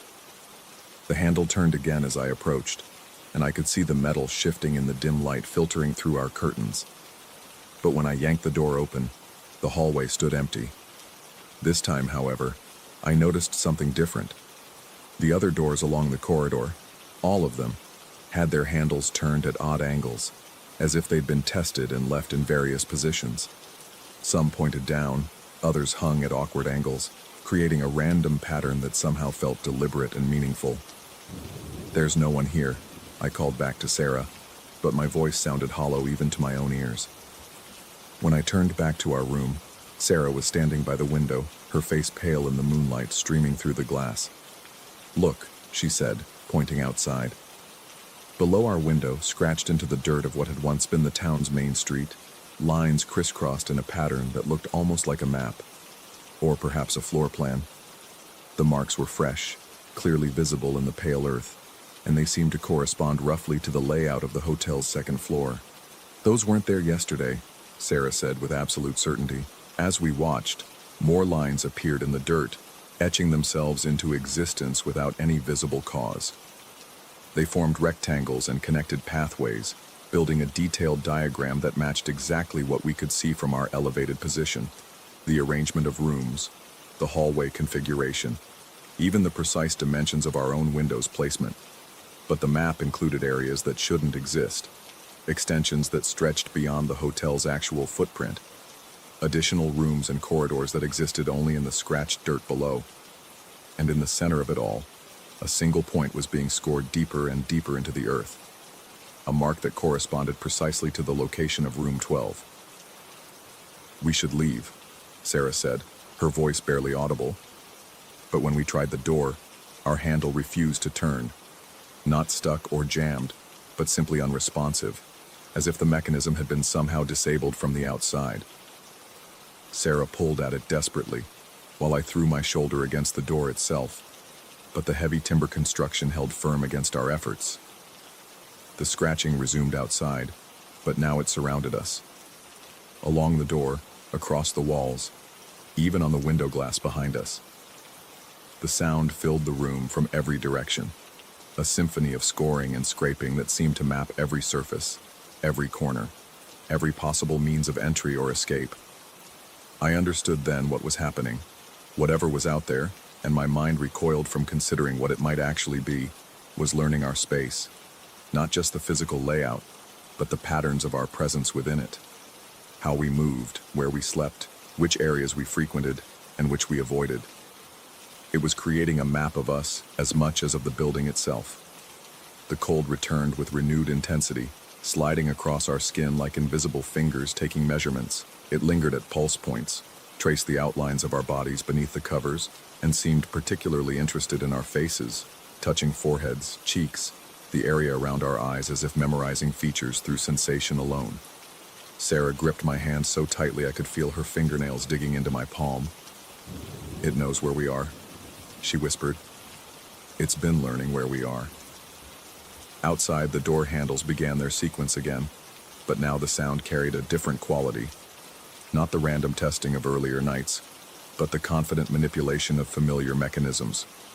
Each handle turned smoothly and precisely, held for exactly the right duration, then moved on to the next with the efficiency of complete knowledge.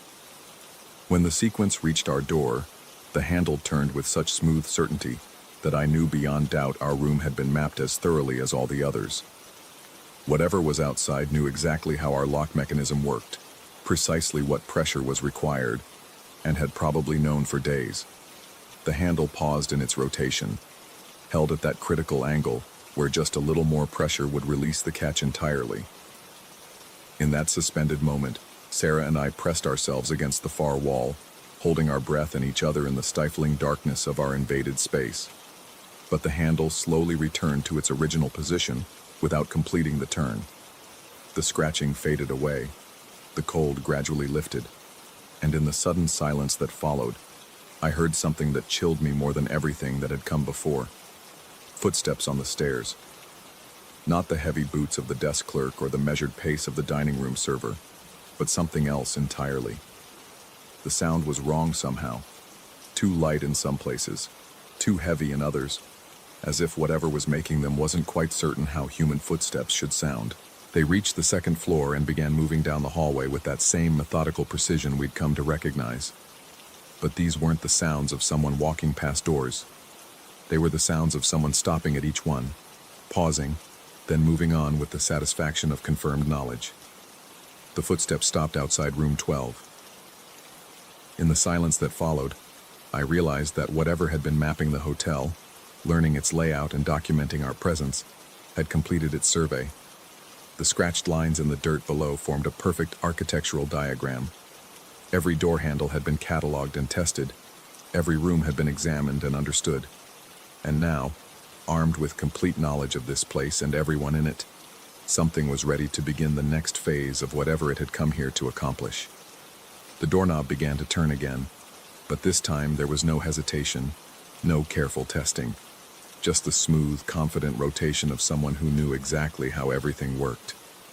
Sarah's hand tightened in mine as we pressed ourselves deeper into the corner where two walls met, as far from the door as our small room would allow. But I knew it wouldn't matter. We had been mapped as thoroughly as the building itself, our location charted and recorded with the same methodical precision that had been applied to every door handle and corridor. Whatever was coming for us had taken its time to learn everything it needed to know. And now it was time for the next lesson to begin. Story 12. The altitude had been getting to me since I'd arrived in the Andes 3 days ago. That's what I told myself as I stood in the cramped room of the converted chalet, watching my breath form small clouds in the frigid mountain air. The hostel owner had mentioned that the heating was temperamental, but I hadn't expected the wall-mounted unit to look like something salvaged from a 1970s Soviet bunker. I pressed the power button, and the machine groaned to life with a sound like grinding metal. The noise settled into a steady rhythm, a soft whooshing that seemed oddly familiar. I placed my palm against my chest, feeling the steady thump beneath my ribs, and froze. The heater was breathing in perfect synchronization with my heartbeat. Altitude sickness, I reasoned, though the explanation felt thin even as I thought it. Low oxygen makes you hear things, see things. I'd read about it during my pre-trip research, but reading about hallucinations and experiencing the uncanny precision of that mechanical pulse were entirely different matters. The room began to warm, and I settled onto the narrow bed with my laptop, determined to catch up on emails that had been piling up since I'd left Sao Paulo. But concentration proved impossible. Every few seconds, my attention drifted back to that rhythmic whooshing, the way it seemed to anticipate each beat of my heart by just a fraction of a second, as if the machine was setting the pace and my body was following. I tried shifting positions, thinking perhaps the angle was playing tricks on my perception. The synchronization remained perfect. I held my breath, and for those suspended moments, the heater continued its steady cycle. But when I exhaled and my heart resumed its natural rhythm, the machine adjusted instantly, like a conductor bringing an orchestra back into time. By evening, I'd given up on work entirely. The other guests, a pair of German hikers and an elderly American photographer, had gathered in the common area downstairs, their voices carrying up through the thin floors. I considered joining them, but something about leaving the room felt wrong, as if stepping away might break whatever delicate equilibrium had been established between my body and the machine. The temperature outside had plummeted with the sun, and the heater worked harder now, its exhalations growing more pronounced. I could feel the warm air against my skin in waves, each pulse like a breath on my neck. The sensation was uncomfortably intimate, as if something invisible was lying beside me, sharing the small space. Around midnight, when the voices downstairs had long since faded, I noticed the first wisps of vapor. They emerged from the heater's vents like tendrils of fog, but instead of dissipating, they rose in deliberate spirals toward the ceiling. The patterns were too organized to be random, too purposeful to be mere physics. As I watched, transfixed, the vapors began to take shape. Not distinct forms, but suggestions of movement, like shadows dancing just beyond the edge of recognition. I sat up in bed, my heart rate increasing, and immediately the heater's rhythm accelerated to match. The vapor responded too, swirling faster, the shadow shapes becoming more animated. They seemed to be performing some kind of ritual dance, circling an invisible center point directly above my head. Pareidolia, I told myself, grasping for scientific explanations. The brain sees patterns where none exist. But even as I formed the thought, one of the vapor figures seemed to turn toward me, its undefined head tilting in what could only be described as curiosity. I reached for the bedside lamp, but my hand stopped halfway to the switch. Something deep in my primitive brain whispered that darkness might be preferable to whatever the light might reveal. Instead, I lay back down and closed my eyes, focusing on the steady rhythm of the heater, trying to use it as a meditation anchor. But behind my closed lids, I could still sense movement. The air in the room had taken on a different quality, thicker, more charged, as if a storm was building inside these four walls. The temperature fluctuated in ways that seemed impossible for a simple heating unit, waves of warmth followed by pockets of cold that moved across my body like invisible hands. Sleep came in fragments, broken by moments of startled awareness. Each time I surfaced from unconsciousness, the vapor shapes seemed to have grown more defined, more numerous. They no longer confined themselves to the ceiling, but descended partway down the walls, creating the impression of a crowd gathering in the upper reaches of the room. Near dawn, something changed. My heart had been beating steadily for hours in perfect synchronization with the machine, but suddenly, the heater skipped a beat, then another. The rhythm became erratic, unpredictable, and my body struggled to follow. My pulse quickened as it tried to match the new pattern, then slowed as the machine briefly fell silent, then surged again as it resumed with yet another timing. The vapor shapes responded to each change, their movements becoming more frenzied, more urgent. They seemed to be communicating with each other in a language of gesture and flow, pointing downward at me, then at each other, then toward the walls beyond my room. I sat up, sweat beading on my forehead despite the cool air. The sensation was like being the subject of a heated debate conducted entirely in whispers I couldn't quite hear. My chest felt tight, not from the altitude now, but from something else. A pressure that seemed to come from outside my body, as if the room itself was trying to impose its will on my cardiovascular system. This isn't happening, I thought, but the conviction felt forced. My engineering background demanded logical explanations, but logic felt increasingly irrelevant as the heater's rhythm grew more complex, more insistent. It was no longer following my heartbeat. It was trying to lead it, to pull my body into compliance with some pattern I couldn't understand. I reached for my phone to check the time and noticed my hands were shaking. The screen showed 5:43 a.m., but the numbers seemed to blur and shift as I watched them. I blinked hard, refocusing, but the same disorientation returned within seconds. Everything in the room appeared slightly off. Angles that didn't quite meet properly, shadows that fell in directions inconsistent with the single light source from the heater's glow. The machine's rhythm was becoming more aggressive now, each pulse carrying a subtle vibration that I could feel in my bones. The vapor shapes had descended further, some of them now at eye level, close enough that I could make out what might have been facial features, hollows where eyes could be, the suggestion of mouths opening and closing in silent conversation. I needed to regain control. The rational part of my mind insisted that this was nothing more than a malfunctioning heater, combined with altitude-induced hallucinations. All I had to do was turn off the machine, and everything would return to normal. I swung my legs out of bed and stood, immediately feeling dizzy. The room seemed to pulse around me in time with the heater, the walls breathing in and out like the interior of some massive lung.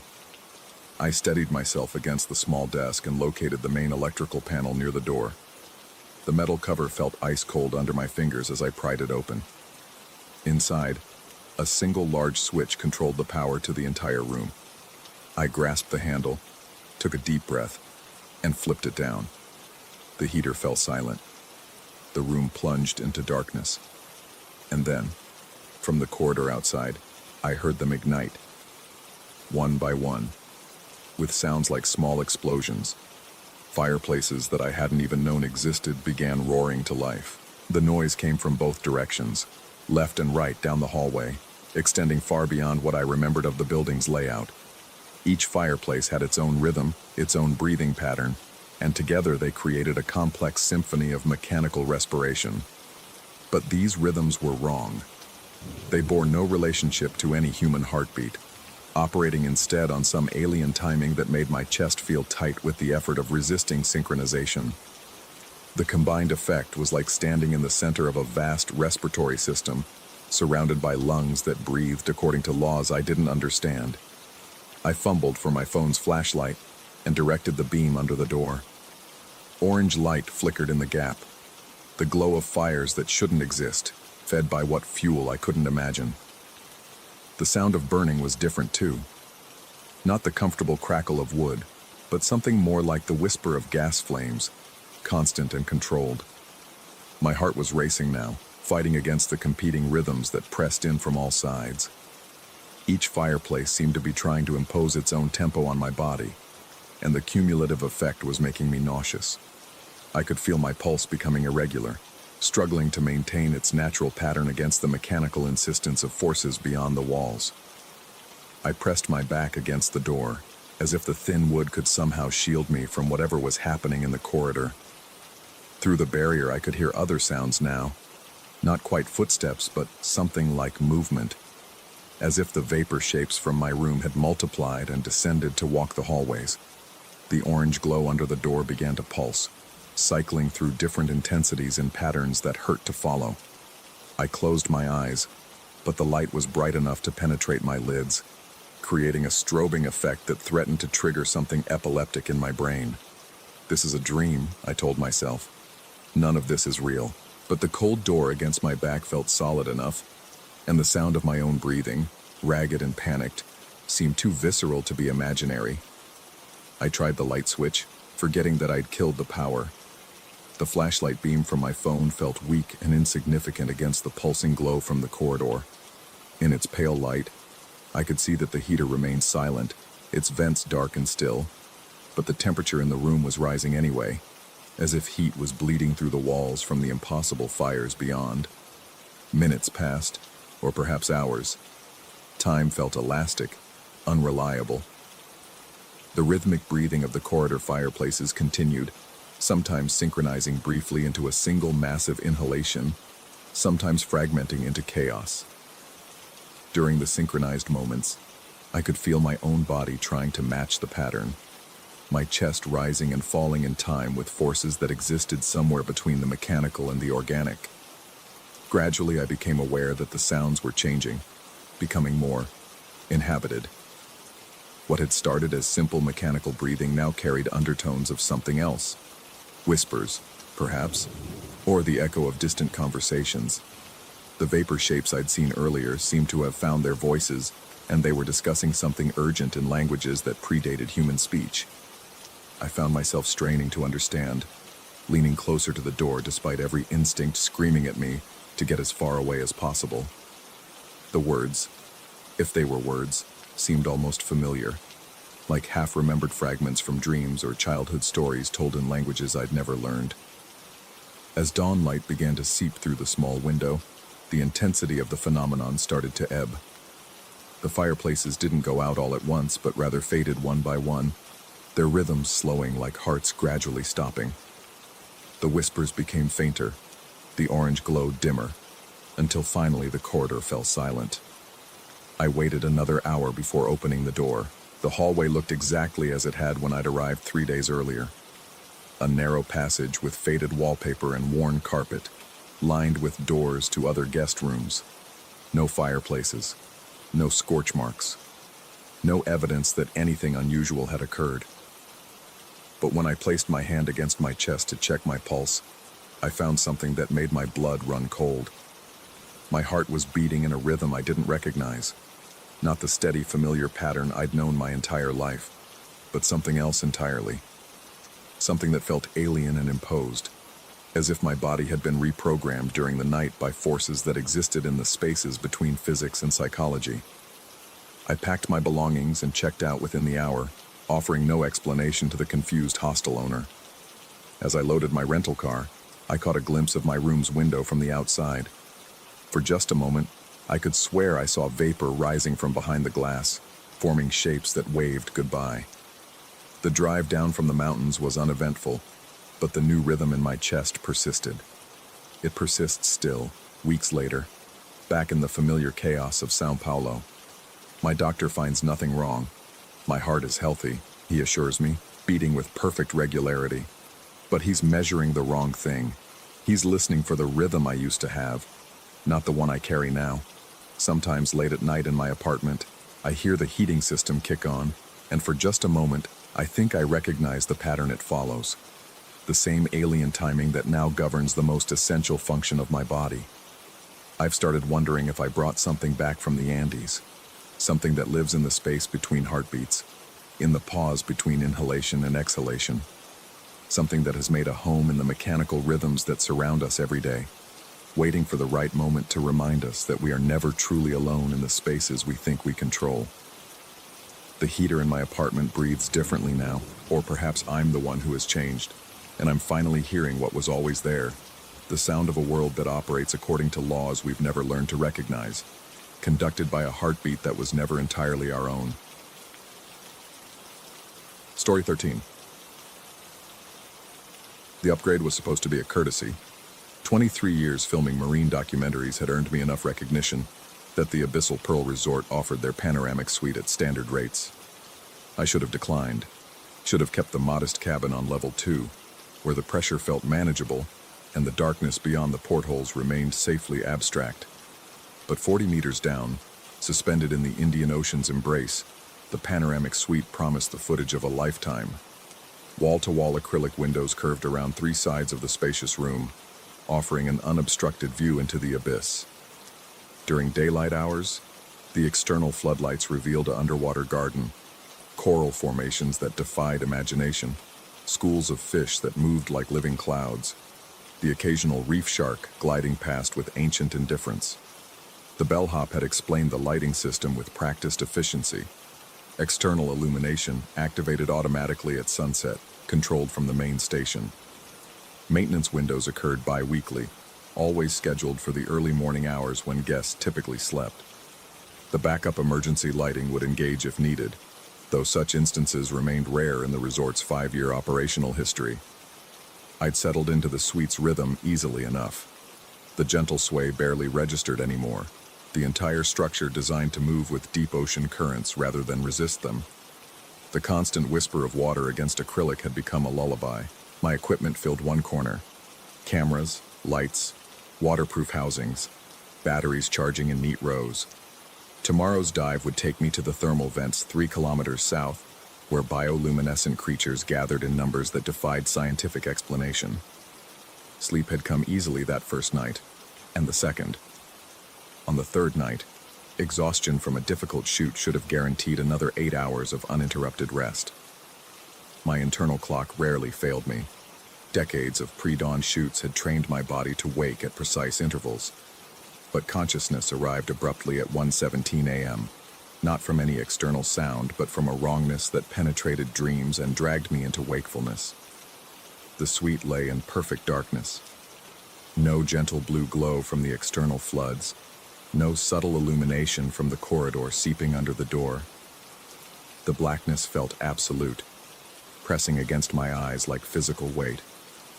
For several seconds, I remained motionless, allowing my night vision to adjust while cataloging sensations. The perpetual whisper of water against acrylic continued unchanged. The gentle sway persisted, rhythmic and reassuring. Temperature remained constant. The suite's climate control maintained perfect consistency regardless of external conditions. Nothing seemed wrong, yet wrongness permeated everything. I reached for the bedside controls, fingers finding the familiar panel in darkness. The room's internal lighting responded immediately, casting warm illumination across polished surfaces and expensive furnishings. Through the curved windows, absolute darkness stretched beyond the acrylic. Not the deep blue of ocean depths, but genuine void, as if the structure floated in space rather than water. The maintenance notice had mentioned this possibility. External lighting systems required periodic servicing, and such work occurred during minimal disturbance hours. The darkness would lift by morning, revealing the familiar underwater landscape. Yet something about the quality of that darkness felt different than simple absence of artificial illumination. It seemed too complete, too hungry. I approached the main viewing wall, where during daylight hours schools of tropical fish performed their endless dance. The acrylic stretched floor to ceiling, nearly 4 meters of engineered transparency designed to withstand pressures that would crush conventional glass instantly. My reflection stared back, a lean figure in cotton pajamas, graying hair disheveled from sleep, eyes wider than they should be. Behind my reflection, darkness pressed against the window like solid matter. Movement caught my peripheral vision. Not outside, the darkness remained absolute, but in the reflection itself. My mirror image appeared to shift slightly, as if the lighting had changed, though the room's illumination remained constant. The sensation lasted only seconds before returning to normal, leaving me questioning whether I'd seen anything at all. Fatigue played tricks on perception. 30 years of underwater filming had taught me that exhaustion, pressure changes, and unfamiliar environments could combine to create convincing hallucinations.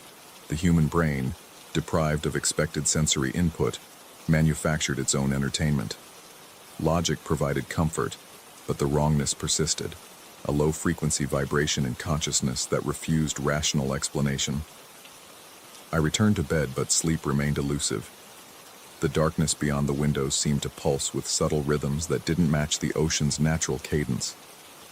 Several times I caught myself straining to hear sounds that weren't there, or turning toward movements that existed only in peripheral vision. The suite's familiar dimensions felt altered, as if the walls had shifted inward by degrees too small to measure, but large enough to notice. By 2:30 a.m., I abandoned attempts at rest. The coffee maker in the suite's kitchenette responded to familiar motions. Measure, pour, wait for the reassuring gurgle of brewing. While the machine worked, I organized equipment for tomorrow's shoot, checking battery levels and memory card capacity with the obsessive precision that separated professionals from amateurs.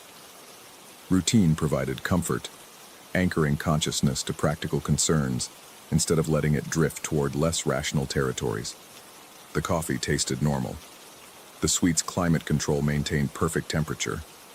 Nothing had changed, yet everything felt different, as if I experienced familiar sensations through altered perception. The darkness outside pressed more urgently against the windows, and I found myself avoiding direct looks at the acrylic walls, preferring to observe them through peripheral vision where their absolute blackness felt less oppressive. At 3:15 a.m., the first mark appeared. I'd been reviewing dive plans on my tablet, sitting at the suite's dining table with my back to the main viewing wall. The reflection of the room's lighting created a faint double exposure in the tablet's screen. My figure, the table, the kitchenette beyond. Normal reflections, predictable and comforting. Then something shifted in that reflected image, a variation so subtle I almost dismissed it as eye strain. When I turned to look directly at the window, the mark was there. A handprint pressed against the acrylic from outside, fingers splayed wide, palm flat against the surface. The outline was clearly visible, not as a reflection, but as if someone had pressed their hand against the glass and left an impression that caught and held the room's lighting. The proportions seemed human, but wrong in ways that made my stomach clench. The fingers stretched too long, joints positioned at angles that suggested additional segments. Where fingertips should have been, circular marks dotted the glass. Not fingerprints, but something else entirely. I approached slowly, heart rate accelerating despite rational attempts to control physiological responses. The mark remained constant, showing no wavering that might indicate reflection or optical illusion. As I drew closer, details became more apparent. The circular marks at the finger ends displayed radiating patterns, concentric rings surrounding central points that resembled organic suction cups. 3 feet from the window, I stopped. The handprint covered an area easily twice the size of my own palm, positioned at shoulder height directly in front of where I'd been sitting. If someone had been outside in diving gear, the print would have been accompanied by other signs. Equipment lights, the glow of instruments, bubbles from breathing apparatus. The darkness beyond the acrylic remained absolute. I placed my own hand against the glass, matching the gesture but from inside. My palm aligned roughly with the center of the mark, but my fingers fell short of its extremities by several inches. The acrylic felt cold against my skin, vibrating slightly with the ocean's pressure. Through the glass I could feel that vast weight of water, tons of liquid pressing inward, held back by engineered transparency that suddenly seemed impossibly fragile. The mark began to fade as I watched, not quickly, but with gradual dissolution that suggested retreat rather than simple evaporation. The suction cup patterns disappeared first, followed by the finger outlines, until only a faint suggestion of the palm remained. Then that too vanished, leaving unmarked acrylic that showed no sign of ever having been touched. I pressed my face closer to the glass, breath fogging the surface as I peered into the darkness beyond. Nothing moved in that absolute void. No lights, no shapes, no indication that anything existed outside the suite's illuminated bubble. Yet the handprint had been real, too detailed and consistent to dismiss as hallucination, too specific to explain as condensation patterns or optical effects. The coffee had gone cold. I prepared another cup, hands moving through familiar motions while my mind processed what I'd witnessed. Rational explanations existed. The resort employed maintenance divers for external repairs. Perhaps someone had been working on the lighting system, their hand leaving a brief impression before they moved on to other tasks. The unusual finger proportions could be explained by diving gloves, the suction cup patterns by specialized grip pads used for underwater work. But the general manager had been specific during check-in. No diving operations occurred during maintenance windows. The external lighting systems were controlled remotely from the main station, requiring no human intervention at depth. Safety protocols prohibited unauthorized diving in the resort's immediate vicinity, particularly during the early morning hours when emergency response capabilities were reduced. I contacted the front desk through the suite's communication system. The night manager's voice carried the practiced calm of hospitality professionals trained to handle unusual guest concerns. Yes, the external lighting was offline for scheduled maintenance. No diving operations were occurring. The maintenance was being conducted remotely through automated systems. Would I like security to perform a visual inspection of the area around my suite? I declined the offer. What would they find in that absolute darkness? How would they explain a handprint that had already faded, leaving no physical evidence of its existence? The suggestion that I might have imagined the entire incident hung unspoken in the conversation's pauses. After ending the call, I resumed my position at the dining table, but facing the windows this time. If the mark returned, I wanted to observe its formation rather than discovering it after the fact. The tablet screen showed dive plans and equipment checklists, but my attention remained fixed on the curved acrylic walls surrounding the suite. At 4:27 a.m. it happened again. This time I watched the entire sequence. The mark appeared gradually, starting as faint impressions that strengthened until they achieved full definition. The palm materialized first, followed by the elongated fingers, and finally the circular patterns at each extremity. The process took nearly 30 seconds, slow enough to observe, but too consistent to dismiss as imagination. But the mark appeared in a different location, on the side window rather than the main viewing wall, positioned lower than before, as if the hand's owner had crouched or moved to a different angle. The orientation suggested someone approaching from below, reaching upward to touch the glass. I moved to the side window, studying the mark from inches away. The level of detail remained disturbing. Those circular patterns showed intricate structure, concentric rings with radiating lines that resembled biological suction cups. But suction cups belonged to cephalopods, not humans.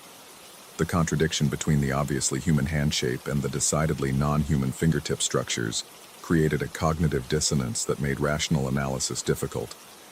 Again, I placed my palm against the glass, attempting to match the mark's position. The angle felt awkward, requiring me to crouch slightly and stretch my arm above shoulder height. If someone outside had made this print, they would have needed to approach from below the suite's level, swimming upward to reach the window. But the suite was positioned 40 meters down, well below the depth limits for recreational diving and far deeper than any maintenance operations would require. As before, the mark began fading after several minutes of observation. The retreat followed the same pattern, suction cup patterns disappearing first, then finger outlines, finally the palm itself dissolving into unmarked acrylic. The process suggested withdrawal rather than evaporation, as if whatever had made the impression was pulling away from the glass. I remained at the side window, face pressed close to the acrylic, searching the darkness for any sign of movement. The absolute void revealed nothing, but I began to notice something else. A wrongness in my own reflection. In the window's surface, illuminated by the suite's lighting, my image appeared normal from most angles. But when I shifted position slightly, when the light struck the acrylic at specific angles, my reflection seemed to lag behind my movements by fractions of a second. The effect was subtle enough to blame on fatigue or the complex optics of curved acrylic under artificial lighting, but it persisted, becoming more noticeable as I tested it deliberately. I would move my hand, and my reflection would follow a split second later. I would turn my head, and the reflected motion would lag perceptibly behind the actual movement. More disturbing was the growing sensation that my reflection was not quite accurate. The proportions seemed slightly wrong, limbs a fraction longer than they should be, fingers more elongated than normal. When I held up my hand to compare it directly with the reflected image, the differences became more apparent. My reflection's fingers stretched beyond my actual fingertips, and at their ends, barely visible in the complex interplay of light and acrylic, something that looked remarkably like those circular suction cup patterns. I backed away from the window, heart rate spiking as the implications crashed over me. My reflection remained at the glass for several seconds longer than physically possible, watching me with eyes that seemed too large, too knowing. Then it snapped back into normal synchronization, appearing perfectly ordinary once again. The coffee maker had finished its cycle, filling the suite with familiar aromas that provided welcome normality. I prepared another cup, forcing my hands to remain steady despite the tremor that threatened to make them useless for fine motor control. The taste remained normal, the temperature perfect. Nothing about the suite itself had changed, only my perception of it, and of myself within it. By 5 a.m., I had convinced myself that fatigue and pressure effects were combining to create increasingly elaborate hallucinations. The human brain, evolved for surface conditions, often malfunctioned at depth. Nitrogen narcosis could occur even with proper gas mixtures if individual physiology varied from standard parameters. The resort's medical staff could run tests, adjust my air supply, prescribe medication to counteract pressure-related psychological effects. But the handprints had been real, too detailed, too consistent, too specific to dismiss as neural misfiring. And if they were real, their implications demanded consideration regardless of psychological comfort. At 5:47 a.m., the third mark appeared, this time on the rear window, the one facing away from the main current. I'd been watching the side windows, expecting repetition of the previous pattern. The mark appeared without warning in my peripheral vision, larger than the others, positioned higher on the glass, oriented as if someone had pressed both hands against the acrylic simultaneously. But when I turned to look directly, only one handprint remained visible. The other faded as I watched, dissolving with the same gradual retreat I'd observed before. The remaining mark showed the familiar characteristics: elongated proportions, suction cup patterns at the fingertips, but something about its positioning suggested desperate urgency rather than casual contact. I approached cautiously, noting how the mark was placed at the very top of the window, nearly at the ceiling line. To reach that position from outside would require significant height, either a very tall individual or someone floating well above the suite's level. The implication that something was descending from the darkness above to touch the windows made my throat constrict. As I studied the mark, movement caught my eye in the glass itself. Not my reflection this time, but something deeper in the acrylic structure. The engineered material was designed to be optically perfect, but at certain angles, Subtle variations in density created internal patterns that shifted with viewing angle. What I saw now moved independently of my position, flowing through the acrylic like liquid suspended in crystal. The movement resembled a hand, elongated fingers with those familiar circular tips, pressing not against the glass from outside but through it, emerging from within the acrylic itself.